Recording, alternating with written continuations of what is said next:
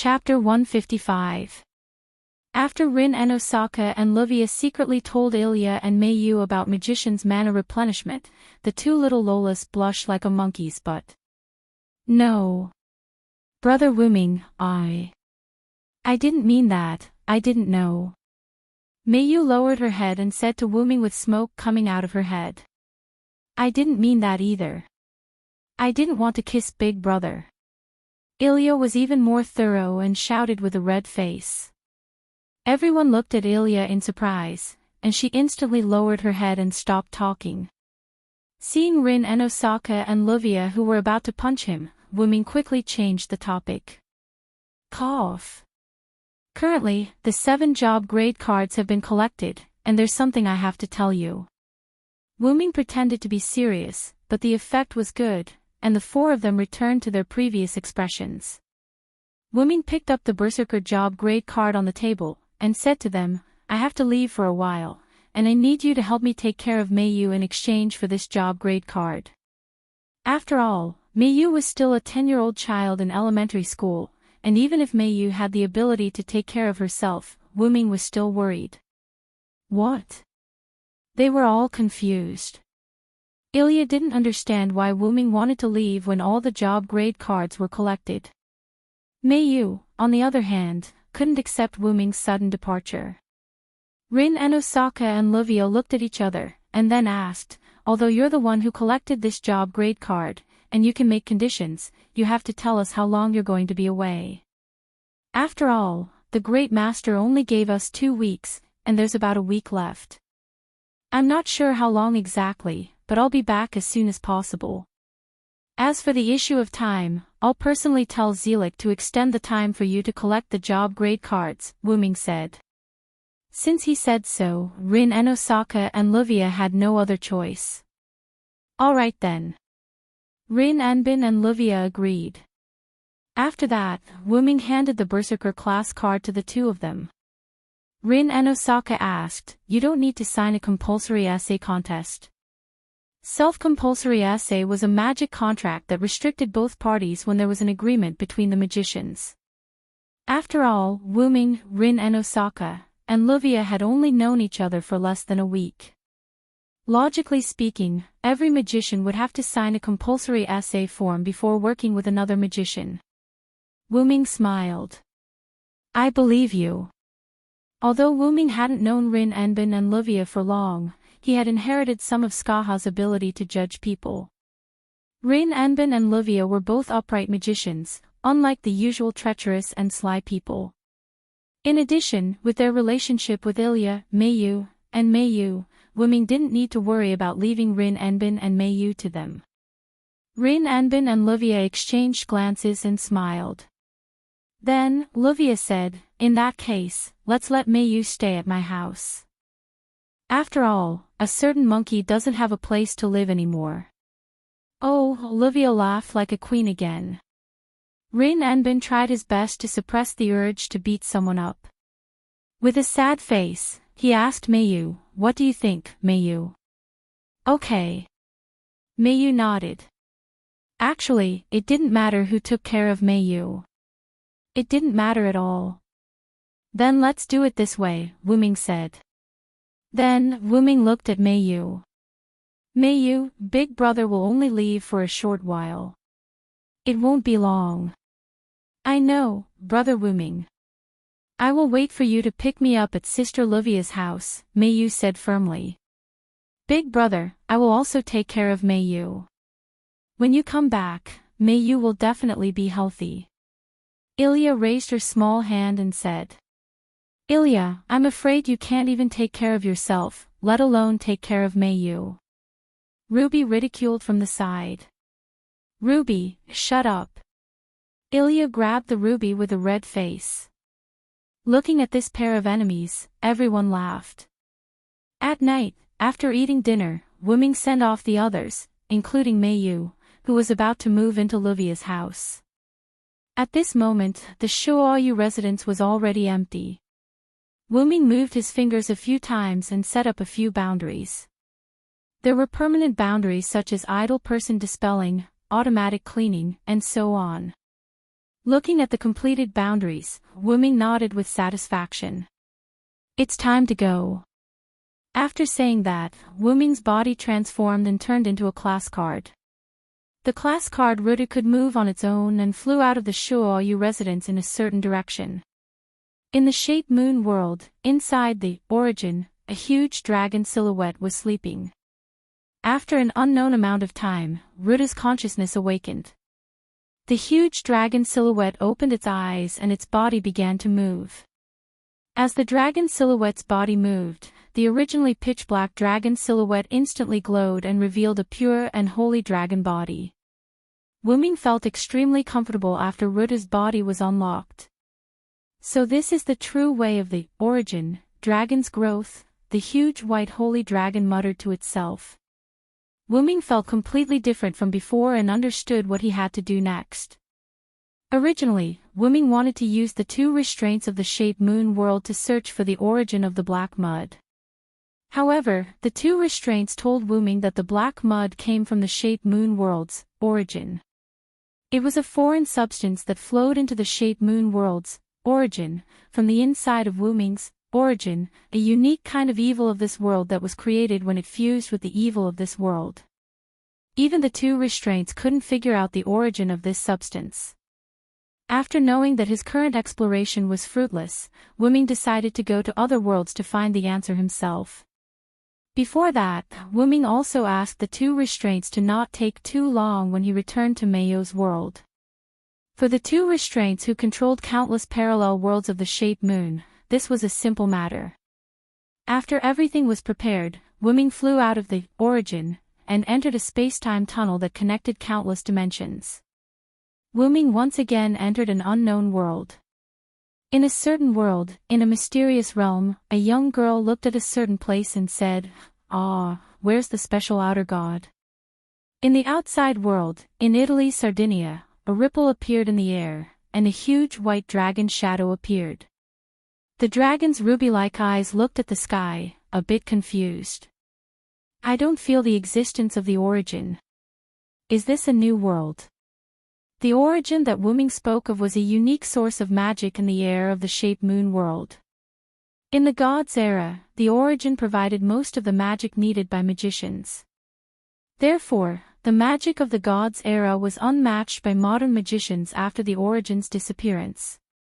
The world that Wuming came to was similar to the world that Wuming went to before, where the origin did not exist. Therefore, Wuming concluded that there was nothing unknown in this world. Wuming looked at the ground and found that he was in the air above a large island. At that moment, a strange phenomenon appeared. Chapter 156. Wuming's body emitted a golden energy that was visible to the naked eye, as if he was emitting energy involuntarily. The golden energy began to spread to the surroundings, and its speed was quite fast, and it instantly affected the Sardinian residents below Wuming. "Strange power," Wuming said. Then, Wuming turned into a human, with black hair and red eyes, and a white robe draped over his body. He floated in the air with the help of the flight necklace that he had been wearing.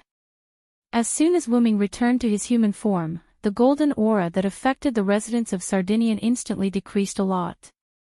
Sure enough, after absorbing the power of Source, my dragon form will be suppressed when I turn into a human form. When Wuming's consciousness returned to the source of the world, he obviously found the changes in his body. Not only did he have many strange abilities, but some abilities were also suppressed when he returned to his human form. However, this golden energy seems to be my holy aura mixed with some strange things in this world. Since it's still my own ability, then I can control it. With this thought, the golden energy disappeared. After resolving the panic caused by himself, Wuming stretched out his hand and felt the magic in the air. Although there is no source, the magic in the air is not worse than the source in the world of the Shape Moon. Then, Wuming looked at himself again. Because Wuming's consciousness stayed in the state of Hyunryong for a long time, Wuming was somewhat affected by the Uruk style. When Wuming turned into his human form, he wore Uruk clothes. "I haven't used my own body for a long time, I really miss it. My own body is still the best." Wu-ming said. Although Wu-ming was affected by his previous job, Wu-ming was still himself after all, and he could still control these effects after returning to his own body. Moreover, because of the absorption of the power of Source, Wu-ming overcame the defects of being the root dragon that could not be born in his hometown. At this moment, Wu-ming could be considered a perfect creature. Although Wu-ming was somewhat affected by this world after coming to this time, it did not affect Wu-ming's foundation. It was as if the power of this world was guiding Wu-ming's holy aura and strengthening it. But in essence, it was still Wu-ming's power, which was why Wu-ming was able to take back the golden energy. Wu-ming then looked at the island below him. I have to figure out what this place is first. Wu-ming said and flew to the ground. Somewhere in Sardinia, Wu-ming was wearing casual clothes and walking on the street. After asking around, Wu-ming found out that they were in Sardinia, Italy. Looks like this is also a hidden and mysterious world. Wu-ming felt the existence of magic from certain places and people, but other than that, it was just like an ordinary world. Walking casually, Wu-ming looked at the foreign streets. Suddenly, Wu-ming saw a purple-haired young man, and the young man was also looking at Wu-ming. Wu-ming narrowed his eyes. He could feel that the young man in front of him had a huge amount of magic in his body, and he did not look like an ordinary magician at all. The young man smiled at Wu-ming and then left. The other party's existence is somewhat similar to a servant. Wu-ming judged. Then, Wu-ming shook his head. Sure enough, I have to find a magician to ask about the situation of this world. Then, Wu-ming also walked in another direction. Suddenly, a pedestrian next to Wu-ming asked Wu-ming, "Sorry to disturb you." Wu-ming turned to look at the person. Black hair, blue and white coat, black pants, a good-looking oriental face reflected in Wu-ming's eyes. The other party was holding a slate in his hand, which was full of magic. Obviously, it was a magic book. Wu-ming, who has rich knowledge, could clearly see that the other party was using Japanese English. After judging that the other party was Japanese, Wu-ming directly asked in Japanese, "What's the matter?" The other party was obviously stunned for a moment, and then said in Japanese, "Great, I didn't expect Mr. Wu-ming to speak Japanese. My name is Kusanagi Defender, I want to ask for directions." Wu-ming immediately said, "I'm sorry, Mr. Kusanagi, I'm not a local, if you want to ask for directions, I can't help." Kusanagi Defender was stunned for a moment, and then said, "Oh. That's it, then I'm sorry to disturb you, goodbye." Goodbye. Wu-ming and Kusanagi Defender returned the greeting to each other. Just when Wu-ming was about to turn and leave, a female voice came. "You over there, give me the magic book in your hand." Wu-ming and Kusanagi Defender looked at the source of the voice at the same time. A beautiful woman was reflected in Wu-ming's eyes. She had long blonde wavy hair, a red dress, white stockings, and red high heels. She held a knife in her hand and pointed it at Wu-ming and Kusanagi Defender. "He's looking for you." Wu-ming stopped his footsteps and said to the Kusanagi Protector Hall while standing still. "What? Looking for me?" Kusanagi Defender said in a panic. "My name is Erica Brantley. The one next to you is right. It's you, the one with the grimoire." The girl who called herself Erica was still pointing her knife at them. Wait, what magic book? I don't know what you're talking about." Kusanagi Defender was puzzled. At this moment, Wu-ming suddenly looked somewhere.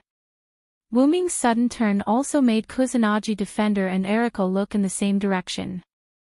A huge beast shadow arched up from the ground in an instant, and everything it touched was shattered. It was a huge red-eyed wild boar. "That's a divine beast," Erica said with a frown. Then, Erica said to Wu-ming and Kusanagi Defender, "Hurry up and take shelter." With that, Erica dashed onto the roof of a car in one swift step. "Yali Anna," Erica said to the maid who was driving the car in the car. "Yes, Miss Erica." Yali Anna started the car in an instant, and ran with Erica toward the huge wild boar. What the hell is going on? The Kusanagi protector said to himself calmly. Wuming smiled, and then said, "You don't need to know this, you'd better take shelter." After that, Wuming strode in the direction of the wild boar. Hey!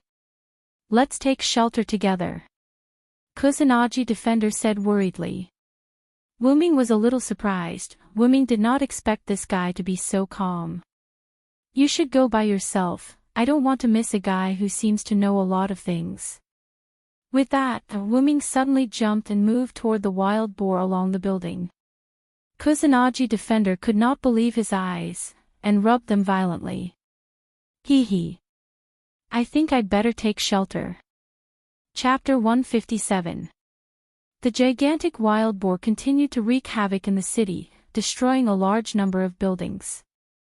Erica jumped onto a building, and with a flash of light, a set of movement-like clothes replaced the red evening dress Erica wore before. Steel Lion and Lionheart King, please listen to the oath of Knight Erica Brantley. With the recitation of the spell, a magic formation appeared beside Erica, and a steel lion head emerged from the magic formation.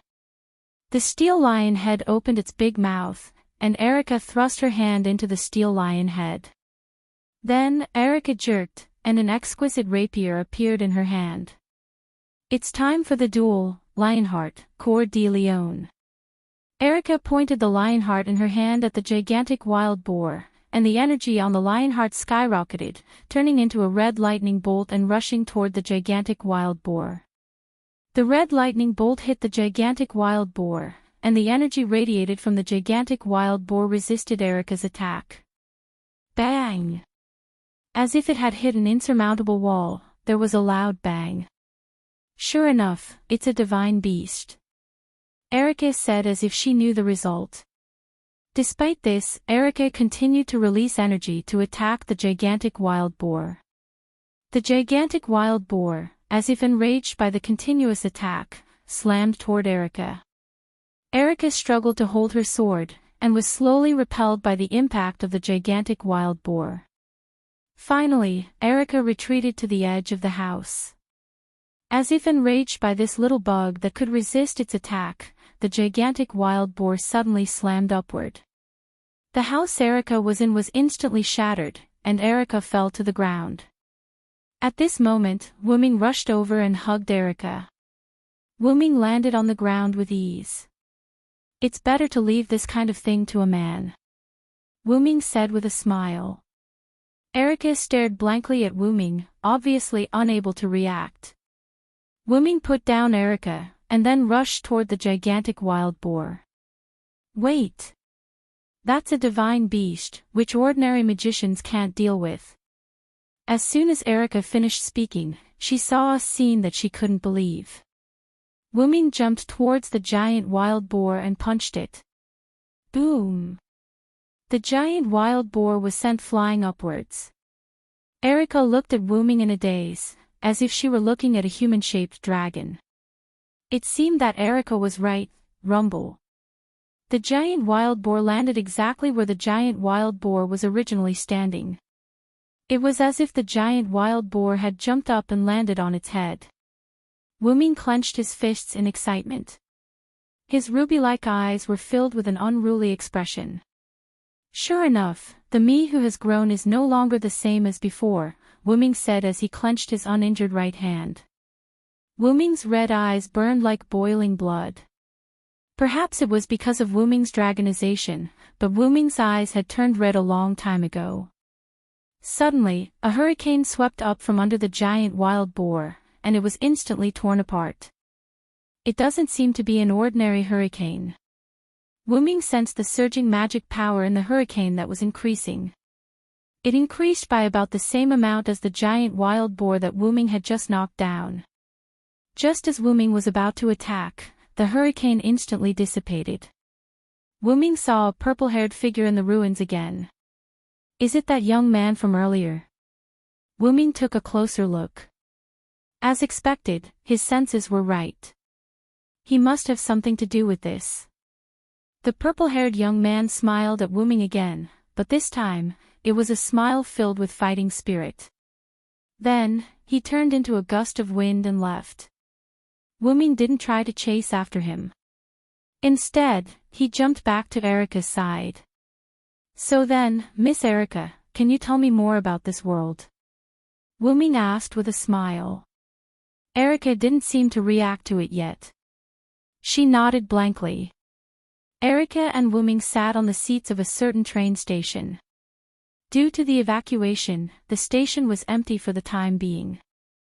After Erica returned to her senses, she immediately asked Wu Ming, "Why can you knock down a divine beast with a single punch?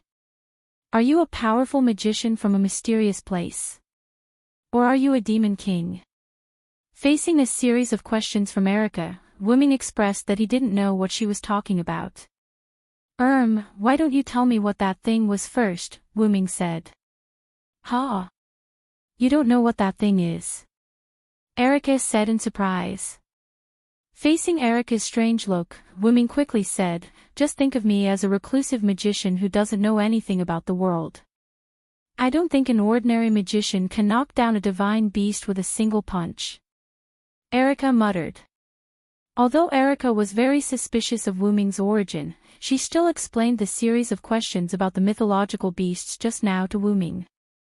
Before human history, there were many powerful gods in the world, and these existences had no names.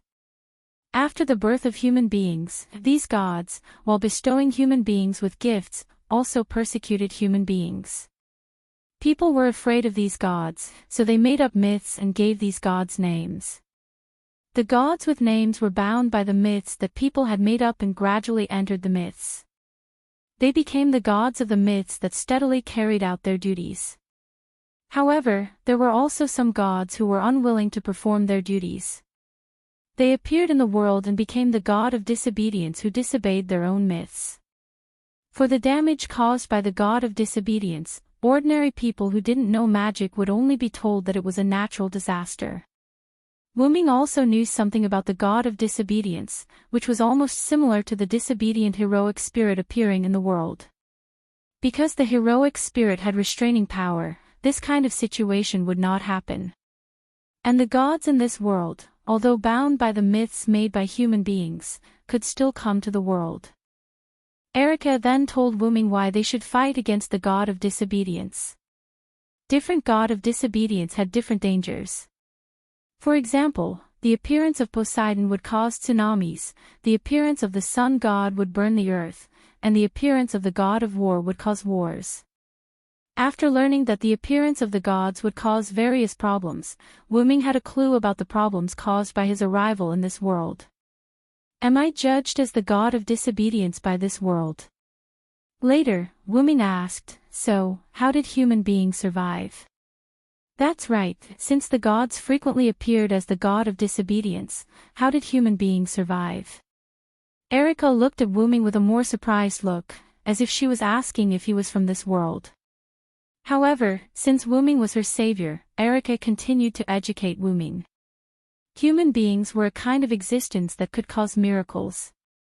In this world, there were currently 6 gods who killed the god of disobedience for various reasons. They were called Kampoin, that is, the god slayers. The god slayers killed the god of disobedience and obtained the divine power of the god of disobedience killed, that is, authority. The god slayers who killed the god of disobedience who harmed human beings were also called demon king, because of various problems. The god slayers sheltered human beings, destroyed the god of disobedience, and accepted the service of human beings. And just now, the giant wild boar and the hurricane that destroyed the wild boar were the incarnations of a certain god. After more or less understanding the background of this world, Wu Ming couldn't help but think of the purple-haired youth from before. Clearly, the other party was a god of disobedience. And at this moment, the world began to change color. Chapter 158.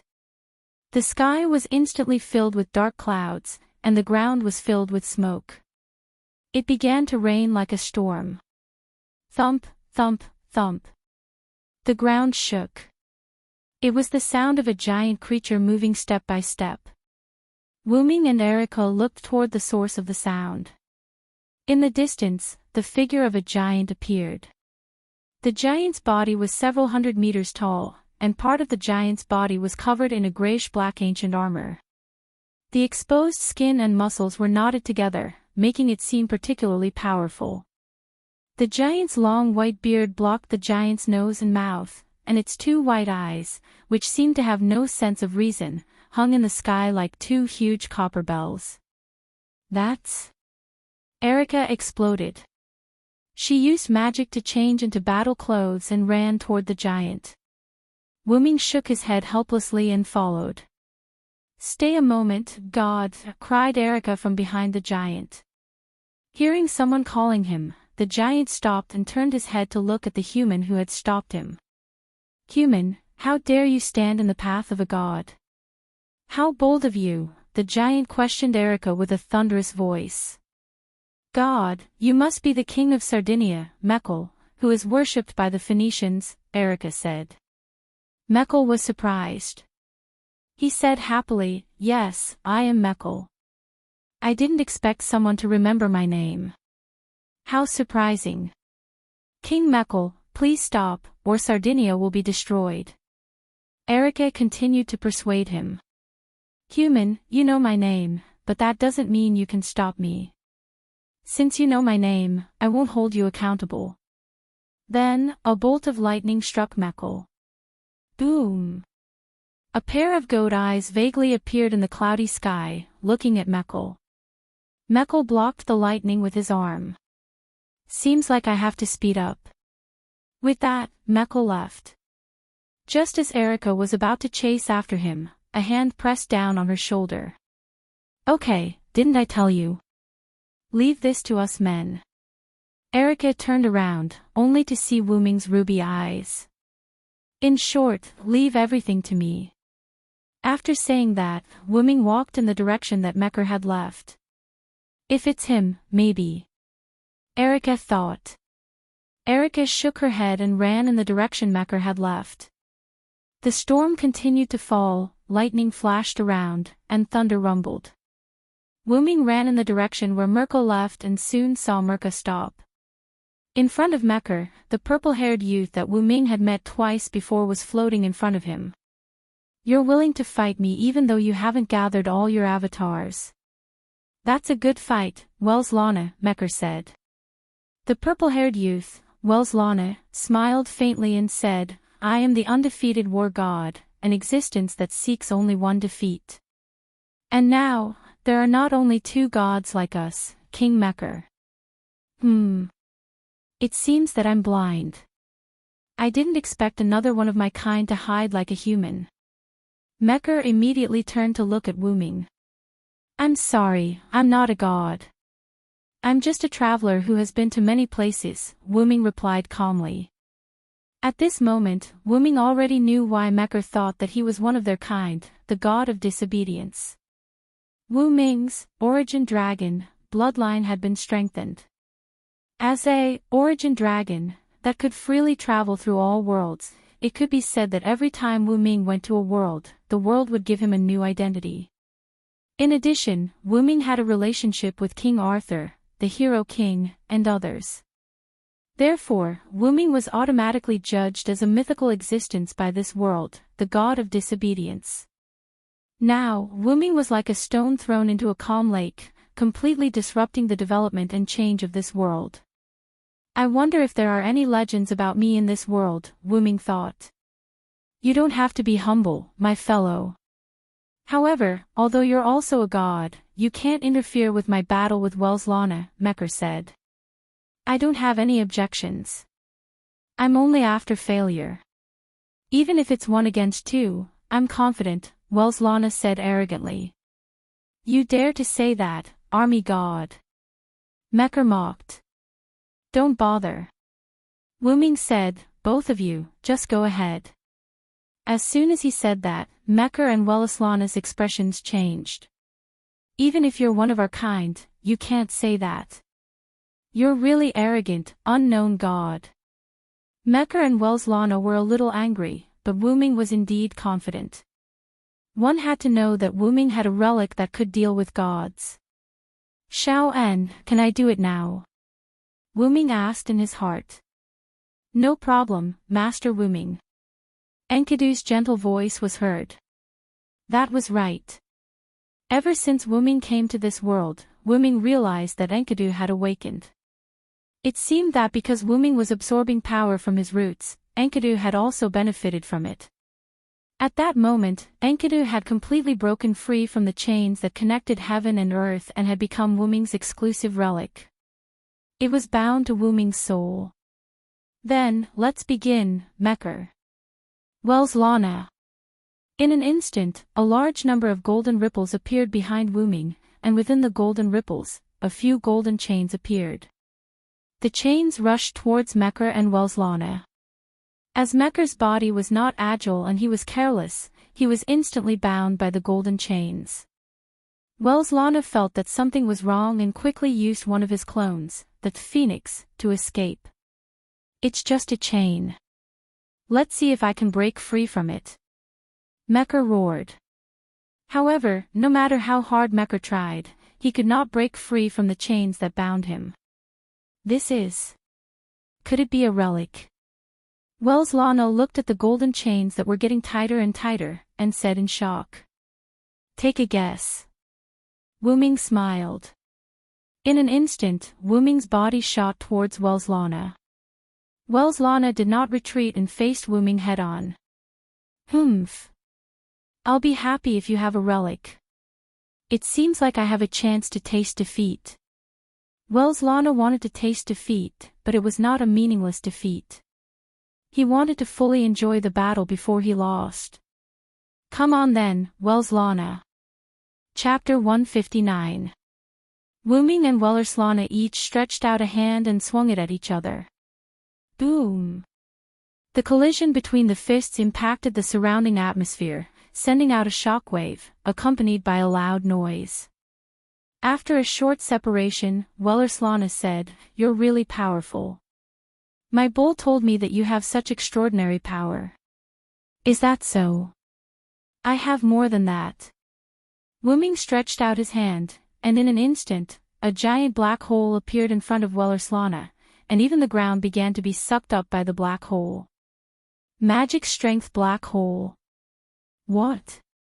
Wells Lana was sucked in by the black hole, but Wells Lana immediately activated his phoenix mode and escaped from the black hole's suction. Magic strength black dragon thunder. In an instant, a black dragon-shaped lightning rushed toward Wells Lana. Don't underestimate me. Wells Lana exited his phoenix mode and used his goat mode. In an instant, a large amount of lightning collided with Wu Ming's black lightning. Boom! The lightning exploded, and it made a deafening roar. Taking advantage of the collision between the two sides, Wu Ming raised his hand again. Magic strength cardiac mastery. An invisible force spread to Wells Lana's body. Wells Lana spat out a mouthful of blood, and then the injury on his body instantly healed. That was the effect of his goat mode. The advanced spells Silent Ming used were all learned from the Nameless spellbook. They were all instant death spells, and they were strengthened by the strengthening spells he learned from the Nameless spellbook to increase their power. At this time, Mekkel's voice came. Even if I'm bound, you can't underestimate me. Unforgivable. Mekkel's body was covered with Enkidu, but even so, Mekkel still had brute force. He used his body to hit Wu Ming. Flash! Wu Ming's figure instantly moved to the other side of Mekkel. Before he could stabilize his body, Wu Ming suddenly turned his body to the side. A golden sword swept past Wu Ming's side, and it cut through Wu Ming's side waist, taking away a trace of flesh and blood from Wu Ming. This is a golden sword that can cut the godhead. Wu Ming covered his abdomen and frowned. Wells Lana looked at Wu Ming with the golden sword in his hand. For Wu Ming, who was known as the god of disobedience, it could be said to have high-level divinity. And that golden sword had the power to cut the godhead. In other words, Wu Ming was now naked in Wells Lana's eyes. That's right, unknown god, this is my trump card. But Wuming sneered at Wellerslana's words, and then said, but as far as I know, Wellerslana, the god of war, must know the opponent's ability to use this sword. For those who don't know my real name, this sword can only be used as a weapon that ignores defense. Ha ha ha ha.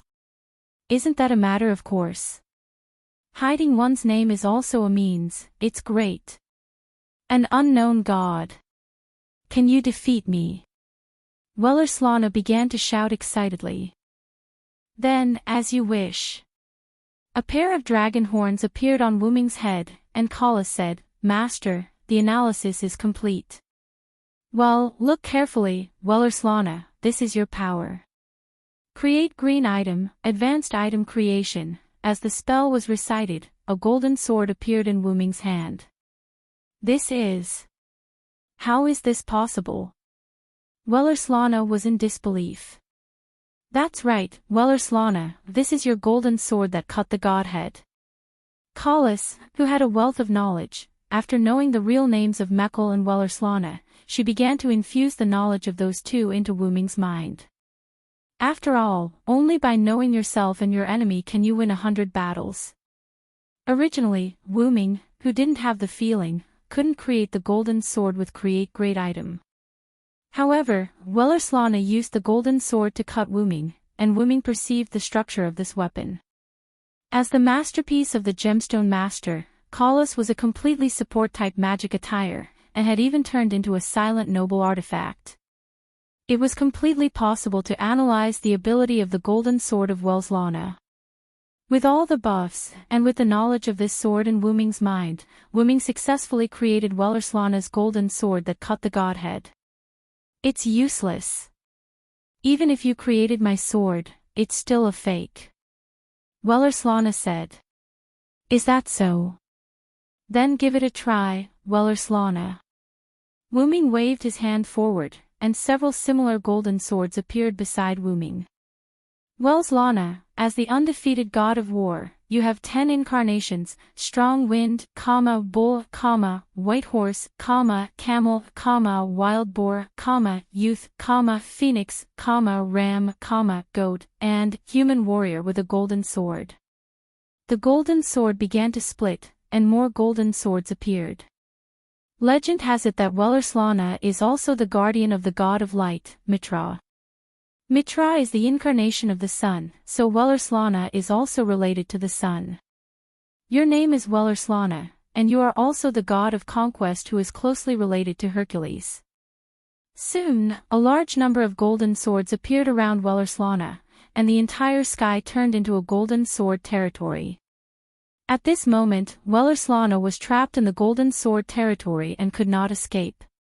In West Asia, you are known as the guardian of light, and you have the same origin as Indra, the Thunder Emperor of India. You once appeared in Avesta as an eagle and were described as the symbol of royalty. Wellerslana is not only the god of victory, but also the guardian of royalty and the people. Therefore, the golden swords were all pointed at Wellerslana. Wellerslana is only your Greek name, and your real name is Bahram. Therefore, the golden sword stabbed at Wellerslana. Puchi puchi puchi, Wellerslana was pierced by a large number of golden swords, but he was still smiling. Is this the feeling of being defeated? It's not bad. Wellerslana smiled. I will come for you next time. You can't be defeated by others before I am resurrected, unknown god. Wellerslana disappeared with a satisfied expression. All the golden swords shattered, and the golden sword territory disappeared, turning into the storm again. Wuming looked at Mekl who was standing at the side. This is unbelievable, Mekl said. This is my mistake. I didn't expect you to have a relic that can defeat gods. My kind, give me the price of my failure. Wuming summoned the golden sword again, but this time, it was much bigger than before. As you wish. Pfft. Mekl disappeared in the sky, and the storm stopped raging. The sun reappeared in the sky, and the sunlight shone on the land that was full of destruction. Erica stood in the ruins, looking at Wu Ming, who was standing under the sun in disbelief. The seventh god slayer is born. Chapter 160. A week had passed since Wu Ming had killed Welslana and Mekl. Wu Ming sat cross-legged in a luxurious Western-style room with his eyes closed. Wu Ming, who had killed the two gods, naturally obtained two authorities. However, these two authorities were of little value to Wu Ming. Therefore, Wu Ming used his talent ability, the noble phantasm, and successfully merged the two authorities into one. Wu Ming was checking the authority that had become his noble phantasm.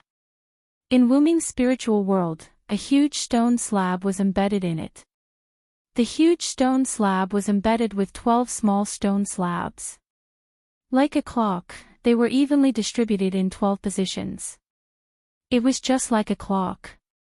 In the middle of the 12 small stone slabs, there were two stone pillars, one long and one short. They were like the hour and minute hands on a clock. Dragon seed, giant, warrior, storm, annihilation, flood, vitality, kin, thunder god, phoenix, sun, magician. This was what Wu Ming's authority looked like after he had obtained Welslana and Mekl's authority. Each stone slab was engraved with different scenes, and the position of each stone slab corresponded to each scale on the clock. At that moment, the hour and minute hands were pointing at the small stone slab at 12:00. The stone slab at 12:00 had a magician in a long robe engraved on it. Following Wu Ming's consciousness, the stone slab that was pointed at there started to glow.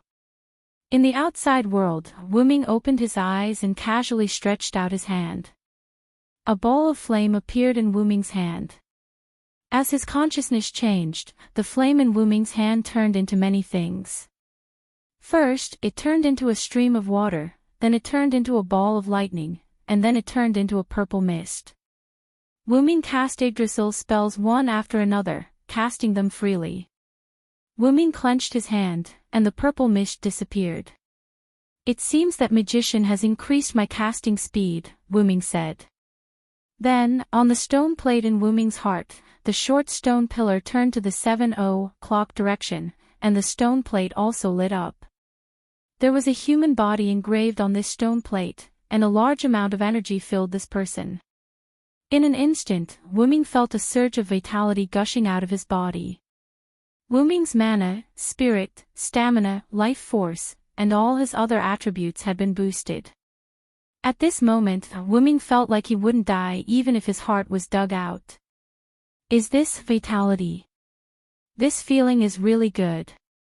Wu Ming clenched his fist tightly and said excitedly. Each stone plate represented an ability and a form. However, because Wu Ming's previous authority was of little value to him, Wu Ming had upgraded it to a noble artifact. For example, the original form of the giant, the bull, only increased its strength unilaterally. For example, the original form of the dragon, the camel, increased its leg strength and physical toughness.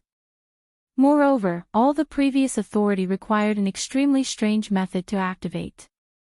The bull required the other party to be strong, the camel needed to be seriously injured, and even the most lethal sun, the original form of the white horse, required the other party to be a sinner. Moreover, each authority could only be used once a day. Mekl's authority aside, Welslana's authority was undoubtedly of little value. After Welslana's authority and Mekl's authority merged and upgraded into Wu Ming's own noble artifact, Wu Ming completely mastered the authority that was upgraded into a noble artifact.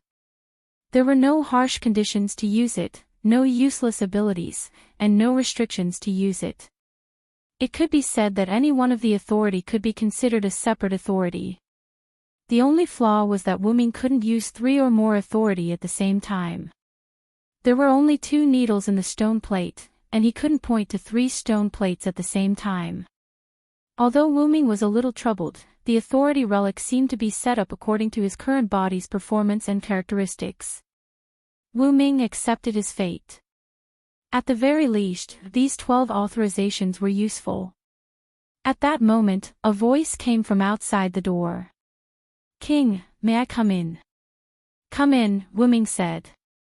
Then, Wu-ming's door opened, and Erica walked in wearing a gorgeous princess dress.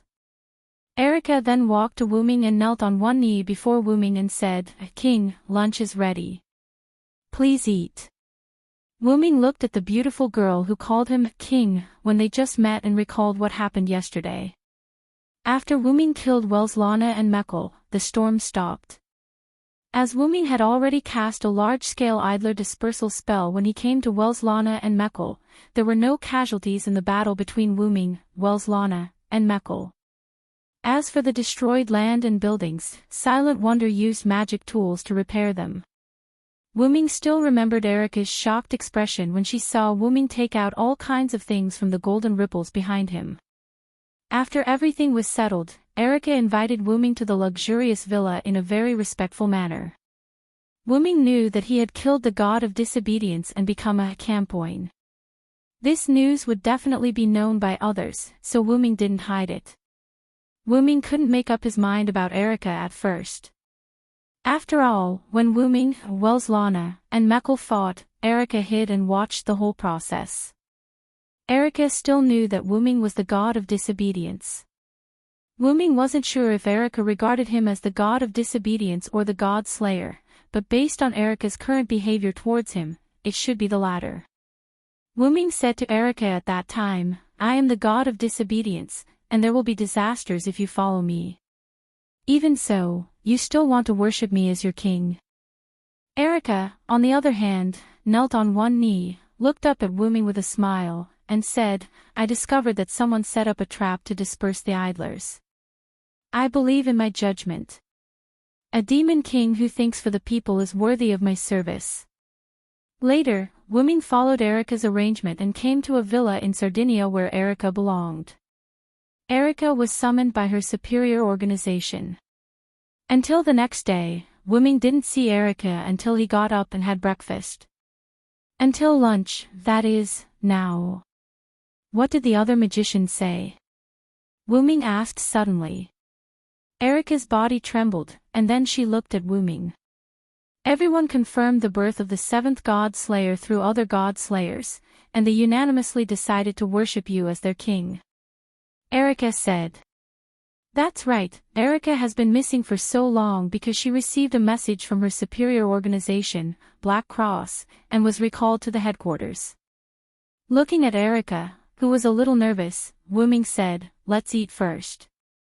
Yes. Chapter 161. Wu-ming followed Erica to the mansion's dining room. After a simple lunch, Erica said to Wu-ming, "Your Majesty, there's something I need to trouble you with." Looking at Erica kneeling on one knee and lowering her head, Wu-ming walked to Erica and held her shoulder. "I don't need to bow and scrape, and there's no need to call me Your Majesty, just call me Wu-ming." "Yes, Lord Wu-ming." As a king, Wu-ming's words were irrefutable. Erica accepted Wu-ming's order. Wu-ming looked at Erica and continued to ask, "So, what's the matter, Erica?" Erica stood up and said to Wu-ming, "Here's the thing, the general of the magic organization I belong to, Red Copper Black Cross, wants to meet you with the higher-ups." Wu-ming immediately said impatiently, "If it's the general, it's okay, but the others don't." "Huh?" Erica didn't expect Wu-ming to refuse so quickly. "I know the general of Red Copper Black Cross. That's your uncle, Paul Brantley, right? I've seen his deeds from the information you provided." Wu-ming was not idle these days. He asked Erica to provide him with the information about European magic. Erica naturally found a lot of information and put it all in the study room, and all the information was recorded by Collis. Then Wu-ming continued. "Forget about the others, it's nothing more than seeing my power. This kind of thing is fine, even if you don't recognize me, it doesn't matter." Wu-ming said casually. "Your Majesty, please think twice, if they don't see you, they won't feel at ease." Erica said. Looking at Erica, who knelt on one knee again, Wu-ming stroked his forehead helplessly. All right, I got it. Let's just meet. Also, didn't I say that you can just call me by my name? Yes, Wuming, Sama. Later, Wuming followed Erica to a sparsely populated place in Sardinia. Then, a few figures walked out. The leader of the group was an uncle full of youthful vitality. His upright face and intellectual temperament made Wuming take a second look at him. Nice to meet you, King of Disobedience. I'm Paul Brantley, the General of Red Copper Black Cross. Paul bowed and said respectfully. Hello, Mr. Paul, since you call me King of Disobedience, you must know my identity. Wuming said casually with his hands in his trousers pockets. Of course, Your Majesty, please don't blame Erica, this has nothing to do with Erica. This is because the Magic Association detected 3 types of divine power when we examined the battlefield between you and Welslana and Mekkel. Based on Erica's partial report, we determined that you are a disobedient person. Paul said. Wuming thought about it. When he was judged as the god of disobedience by this world, the magic power he produced would also be judged by this world and transformed into the divine power of this god of disobedience. Therefore, in such a fierce battle, there were only 3 types of divine power left at the scene, and the European Magic Association judged Wuming as the god of disobedience. Then do you trust me so much? Aren't you afraid that I will kill all of you? Instantly, Wuming showed a dangerous expression. The figures behind Paul took 2 steps back in panic. But Paul and Erica were calm. I heard from Erica that before you fought with Welslana and Mekkel, you had set up a dispersal system. I believe that such a god is worthy of our support. Paul looked at Wuming's eyes, and his eyes were quite firm. Just like that, no one said anything, and the atmosphere gradually became anxious. Suddenly, Wuming smiled. Ha ha ha, as expected of the highest knight with the title of Diable Rouge. Wuming said. I've already returned that title to Red Copper Black Cross because of my role as the Commander-in-Chief. Now, the title of Diable Rouge is held by Erica. Paul said. Erica is a very good knight. Although she is not strong enough, her courage to face the god of disobedience for the people is commendable. Wuming said, then looked at Erica. Thank you for the compliment, Your Majesty. Erica saluted slightly. To hear you say that, Erica is worthy of her efforts over the years. Paul said. So, do you want to see my power? Wuming raised a hand and clenched it into a fist. This question. Paul was a little distressed. What's wrong? What happened? Wuming asked.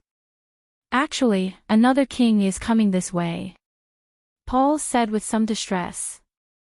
Wuming instantly knew what Paul was worried about. The God Slayers were a group of eccentric guys, and because of that, people would serve them as kings. The purpose was to restrict the king's actions. After all, every king was a super bomb that exploded at random times. Every time a king was involved in something, it would cause large-scale catastrophic damage. Not to mention the direct economic losses caused, these magicians also needed to work hard to cover up the truth in the damaged areas. Then I can meet the senior. Wuming said with a smile. Erica and others looked at Wuming with a sure enough, he's troublesome look.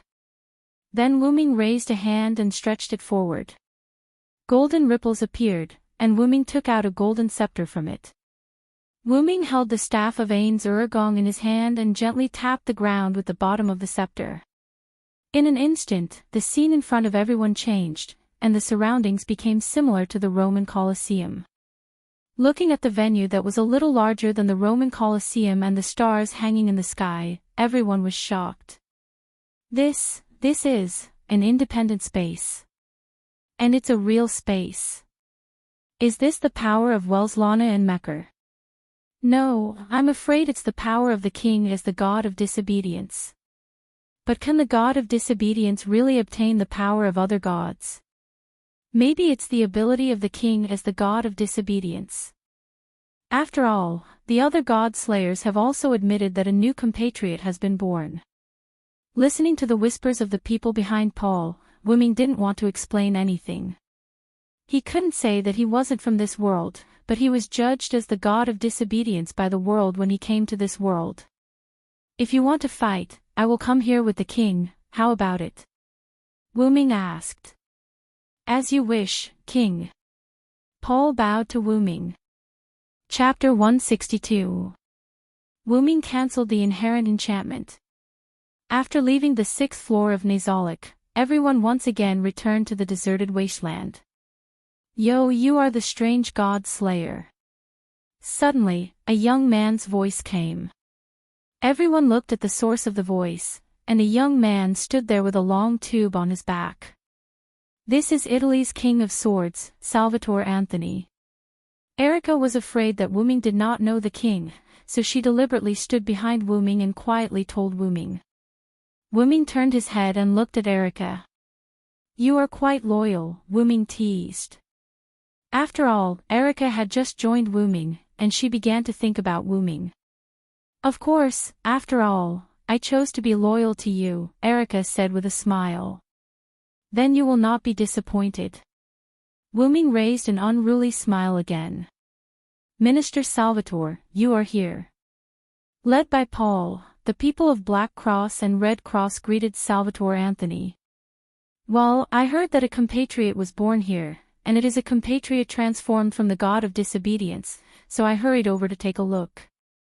Although he said that he came over to take a look, Salvatore's eyes were burning with fighting spirit. So, the king of disobedience is you. Salvatore looked at Wu Ming again. Yes, it's me. Why? Do you want to fight? Wu Ming said directly as soon as he came up. Wu Ming saw that Salvatore seemed to be a rather casual person. To put it simply, Salvatore was a fool. Wait a minute, the king of disobedience, didn't you say? A senior executive behind Paul said nervously. Wu Ming turned his head and glanced at the man. Fong Axayan, I won't fight here. With that said, the staff of Anza Vulgan in his hand tapped the ground again. Ripples of energy spread out in all directions, instantly enveloping the few people present. The scene changed, and several people appeared in the arena that they had just come to. Oh. Is this your authority? It's amazing. Salvatore said excitedly. Wu Ming placed the staff of Anziergan into the golden ripples that appeared behind him and said to Salvatore, this is the place where I used to live. How is it? Not bad, right? It's more than that. It's so cool. Salvatore shouted. It's not just here. There's a vast forest outside. If it's not enough, we can go outside, Wu Ming said as he pointed at the door at the edge of the arena. No, this is enough. With that, Salvatore took out a sword from the long tube behind him. Wu Ming gestured for Erica to bring the others to the auditorium. For a moment, only Wu Ming and Salvatore were left in the huge arena. Wu Ming looked at Salvatore, who was holding the sword, and looked at it carefully. This was a knight's sword without any special characteristics, but Wu Ming could feel pressure from it. So, let's get started. As Wu Ming's words fell, Salvatore activated the power of the word spirit. Swear the oath here. I won't allow anything that I can't cut to exist. And this sword is an invincible blade that can cut everything on the ground. In an instant, Salvatore's arm turned into a silver metal arm. At this time, even Wu Ming felt a great sense of crisis. You must not be cut. This was Wu Ming's instinctive thought. I am the strongest. I will capture all the victors. Humans and demons, all enemies. I will defeat all hostile people. That is why I shall destroy all enemies that stand in my way. Wu Ming also chanted the words of the authority activation. It's time. Wu Ming. After speaking, Salvatore instantly rushed at Wu Ming and slashed with his sword. Wu Ming quickly moved his body and dodged the blow. Boom. The ground was instantly cut like tofu. I am the strongest, and I hold all the victories in my hands. Be it human or demon, I'm the one who will defeat any enemy that stands in my way. I will destroy any enemy that stands in my way. Giant with supreme divine power, give me your help. The long pointer on the slate in Wuming's heart pointed to the 2:00 direction, and the slate depicting the giant that supported the sky glowed. As the giant spirit chanted, Wuming's body was covered with a golden phantom. As if he had tens of thousands of tons of divine power, Wuming suddenly punched at Salvatore. Boom! Salvatore dodged the punch and hit the ground of the arena. Gravel splashed, and the ground of the entire arena was instantly smashed into a spider web. What an outstanding power, Paul exclaimed in the audience. This is Sir Wuming's giant incarnation.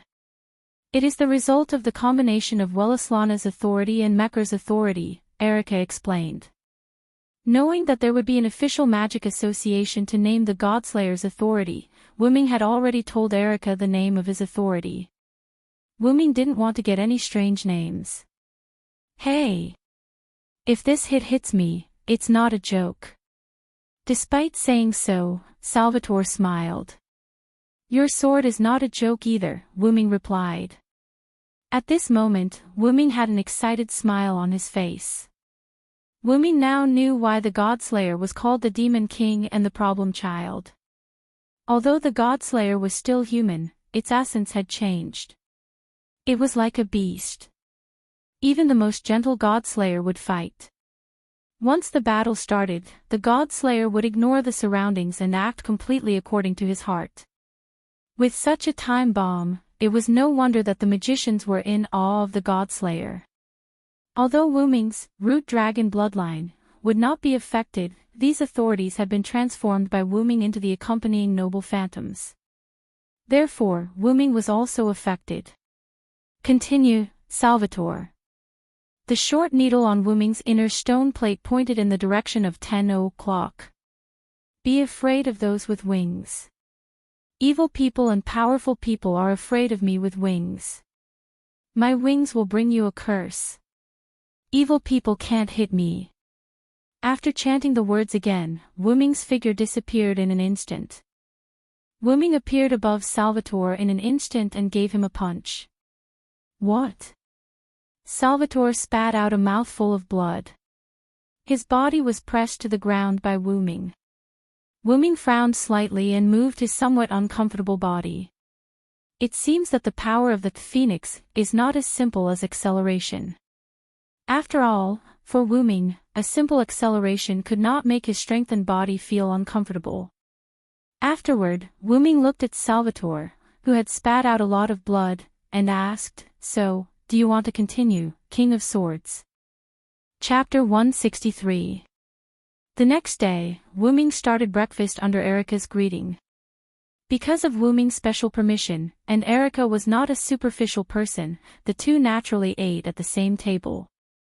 Then, because of the strange atmosphere, Wuming couldn't help but ask. Erica, why are you looking at me all the time? Wuming looked at Erica's sapphire-like pupils. I can't help it. Although I also thought that you, Wuming, could defeat Salvatore, I didn't expect you to defeat him so easily and even knock him unconscious. Wuming couldn't help but remember how Wuming knocked down Salvatore with Giant and Phoenix yesterday. After Wuming asked, Do you want to continue? Wuming found that Salvatore had fainted. After all, Wuming could launch an attack from above. It could be said that he hit Salvatore's head directly. Even the God Slayer could not remain conscious after being hit in the head with tens of thousands of tons of force. Wuming lifted the inherent enchantment, and then a person who claimed to be Salvatore's attendant appeared. Erica told Wuming that this was Andre Rivera, Salvatore's confidant. He had the power of a grand knight and was the only existence who could rebuke Salvatore. In the information provided by Erica, Salvatore had the title of Deacon Wang in the industry. It could be said that without Andre, Salvatore could only be a warrior instead of the leader of the Southern European Magic Association Alliance. After Andre left the words, Sorry to bother you, King of Disobedience. He will be fine in 2 days. Don't worry, Andre took Salvatore away. Shaking his head, Wuming looked at Erica, who was still looking at him. You seem to think that I defeated Salvatore very easily, but it's not that simple. Wu Ming put down the knife and fork and wiped the corners of his mouth. The reason why I can easily defeat Salvatore is that the other party doesn't know my authority, and the other is that I directly knocked him out. Well, actually, the latter part was the main point. But you did win the battle with Salvatore, Erica said with a smile. People often don't care about the process, but the result. What's more, the competition before the God Slayers. Please remember this, Lord Wu Ming. Erica was right. Wu Ming also knew that sometimes the result was often more important than the process, but it did not mean that he could be arrogant just because he won against Salvatore. The point is to take him by surprise. There is nothing to say. If Salvatore is prepared, then it will not be so easy to win next time. After that, Wu Ming stood up and walked towards the door. Wu Ming opened the door. I'm going out to study authority for a bit. I'll be back in the afternoon. With that, the sound of the door closing could be heard. Wu Ming took out the staff of Ain's Gong and entered the enchantment. Lord Wu Ming. As soon as Wu Ming entered, he saw Satya and Seabass kneeling on one knee to salute him. Aha, Wu Ming replied. Now, Wu Ming had seen through it. These guardians were loyal to him. Only demigos and Yair Abed could be flexible and would no longer kneel to Wu Ming. Of course, that was only in informal situations. I need to test my newly acquired power. Prepare in the arena on the 6th floor. Yes, Lord Wu Ming. Because of the enchantment, only Satya and Seabass, who followed Wu Ming, were here, so some work could only be left to them. Soon, Wu Ming came to the arena. I am the strongest, the one who holds all victory in my hands. No matter if it's a human or a demon, I will defeat any enemy that stands in my way. Giant with unparalleled divine power, give me your aid. As the words were spoken, the long needle on the stone plate of authority pointed at 2:00. Instantly, Wu Ming's surroundings changed. A large amount of golden energy continuously surged out of Wu Ming's body, forming a tall energy giant. The appearance of the energy giant could not be seen clearly, as if it had been pixelated. The giant's muscles were ligated, and only the lower half of its body was covered by a golden energy battle skirt. The rest of its body was naked. Wu Ming floated in the head of the energy giant and looked down. So that's how to use the giant incarnation. Then, Wu Ming continued to chant. All evildoers, be afraid of my power. Now, I will have the majesty of 10 mountains, the power of 100 rivers, and the strength of 1,000 dragons. The majestic me will raise the mark of a fierce dragon. The short needle on the stone plate pointed at 1:00. Instantly, the golden energy giant that enveloped Wu Ming changed. A long dragon tail grew out from behind him, and golden energy dragon scales were densely arranged on the giant's naked skin. His hands and feet became fierce and sharp, and his face that couldn't be seen clearly instantly became real, like a dragon's head, with a pair of fierce dragon horns growing out of his head. At this moment, the golden energy giant had completely turned into a golden energy dragon man. Wu Ming tested a few other authorities, and the results were different from what he knew. As expected, so the power of authority is not just that. Although these authorities have become my noble phantoms, I still can't completely control them. I still need to train. After all, this was a super high-level spell that Pandora and Epimetheus had set up that affected the whole world. If it was placed in the Shape Moon world, it could be said to be more powerful than magic. Wu Ming could not help but think of the night when he was called the God Slayer. After Wu Ming fell asleep, as if he was dreaming, Wu Ming came to a place that was completely white. Wu Ming took 2 steps and stopped. Master Wu Ming, someone used an unknown great spell to bring your spirit to this place. Kalis was a noble phantasm that was connected to Wu Ming's soul, so naturally, she could come with Wu Ming. If you want to play tricks, don't blame me for not holding back. Wu-Ming said to the air around him. Wah, don't hit me. Suddenly, a seductive female voice was heard. Wu-Ming turned his head and saw a cute loli with a child's face and body. Her purple waist-length hair was tied into 2 ponytails with a white hairband behind her back. The accessories on her ears were slightly large purple ball-shaped pendants. Although she did not have a figure at all, she was still wearing a thin white low-cut dress. Even so, she was still very seductive. Wu-Ming had never seen a woman with such charm. Wu-Ming guessed that other than Ishtar whom he met at Mount Abiff, no one else could be compared to her. Come, little Wu-Ming, I'm your mother. The little loli opened her arms and hugged Wu-Ming. No. Wu-Ming pushed her head away. Because of her figure, the little loli's hands could not touch Wu-Ming's body. Then, the little loli looked at Wu-Ming with a heartbroken expression. I'm so sad that you treat your mother like this. Sob, sob, Wu-Ming was a little helpless. If you want to sob, you don't have to say it out loud. Then, little Wu-Ming, can you call me mother? The little loli looked at Wu-Ming with an expectant expression. Wu-Ming did not care about the topic and asked directly, who are you? Chapter 164.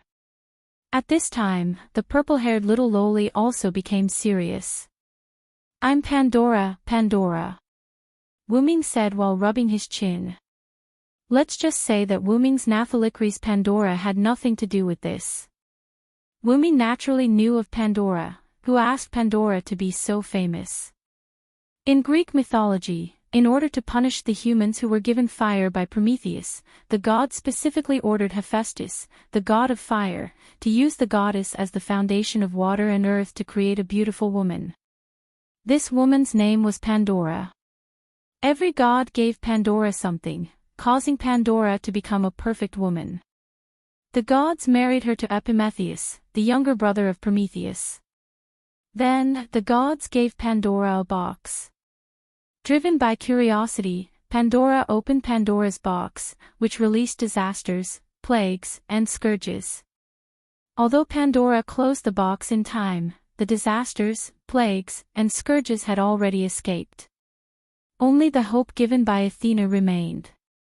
Then, what were your thoughts when you created the god slayer, Pandora?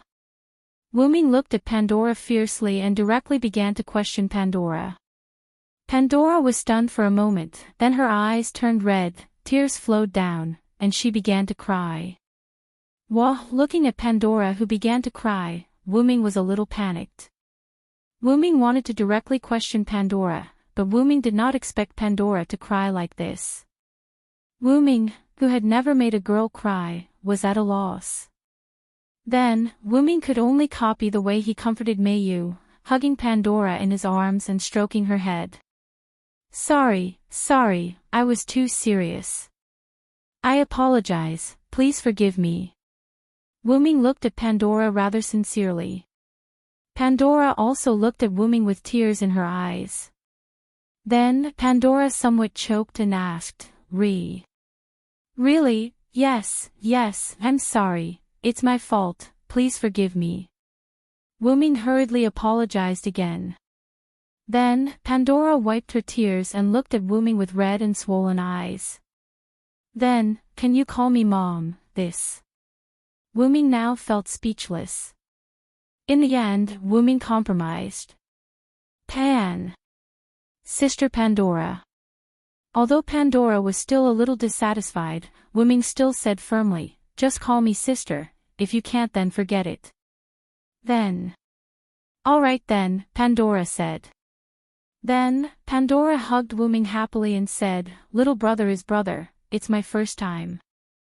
Listening to this incomparably cheerful voice, Wu-Ming was a little speechless. He wondered if Pandora's crying just now was an act. Okay, Pandora, it's time to answer my question. Wu-Ming patted Pandora's back and said.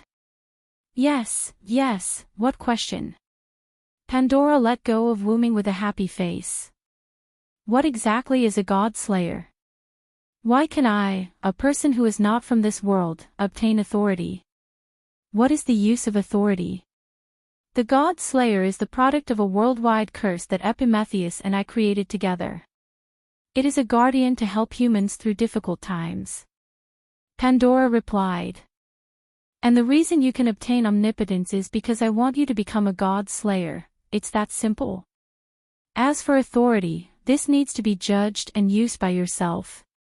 Besides, the God Slayer is an existence that can automatically increase power, so authority is slowly grasped. Pandora's face was full of joy as she spoke while swaying left and right. After becoming a God Slayer, not only will you be immune to attacks below the God level, but you will also have the benefit of automatically increasing your strength. As long as you fight, your strength will rapidly increase.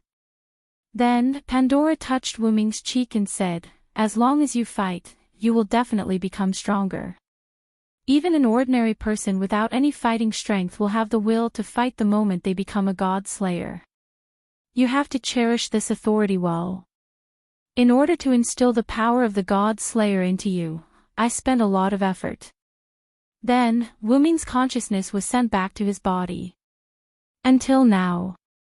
Wu Ming removed the authority, and the light of the stone plate dimmed. What an irresponsible sister, I haven't finished asking. Then, Wu Ming looked at Sebastian and Zaisha standing beside him and said, you have adapted to the authority. I've more or less adapted to my authority. Sebastian, Zaisha, come with me. Yes, Lord Wu Ming. Yes, Lord Wu Ming.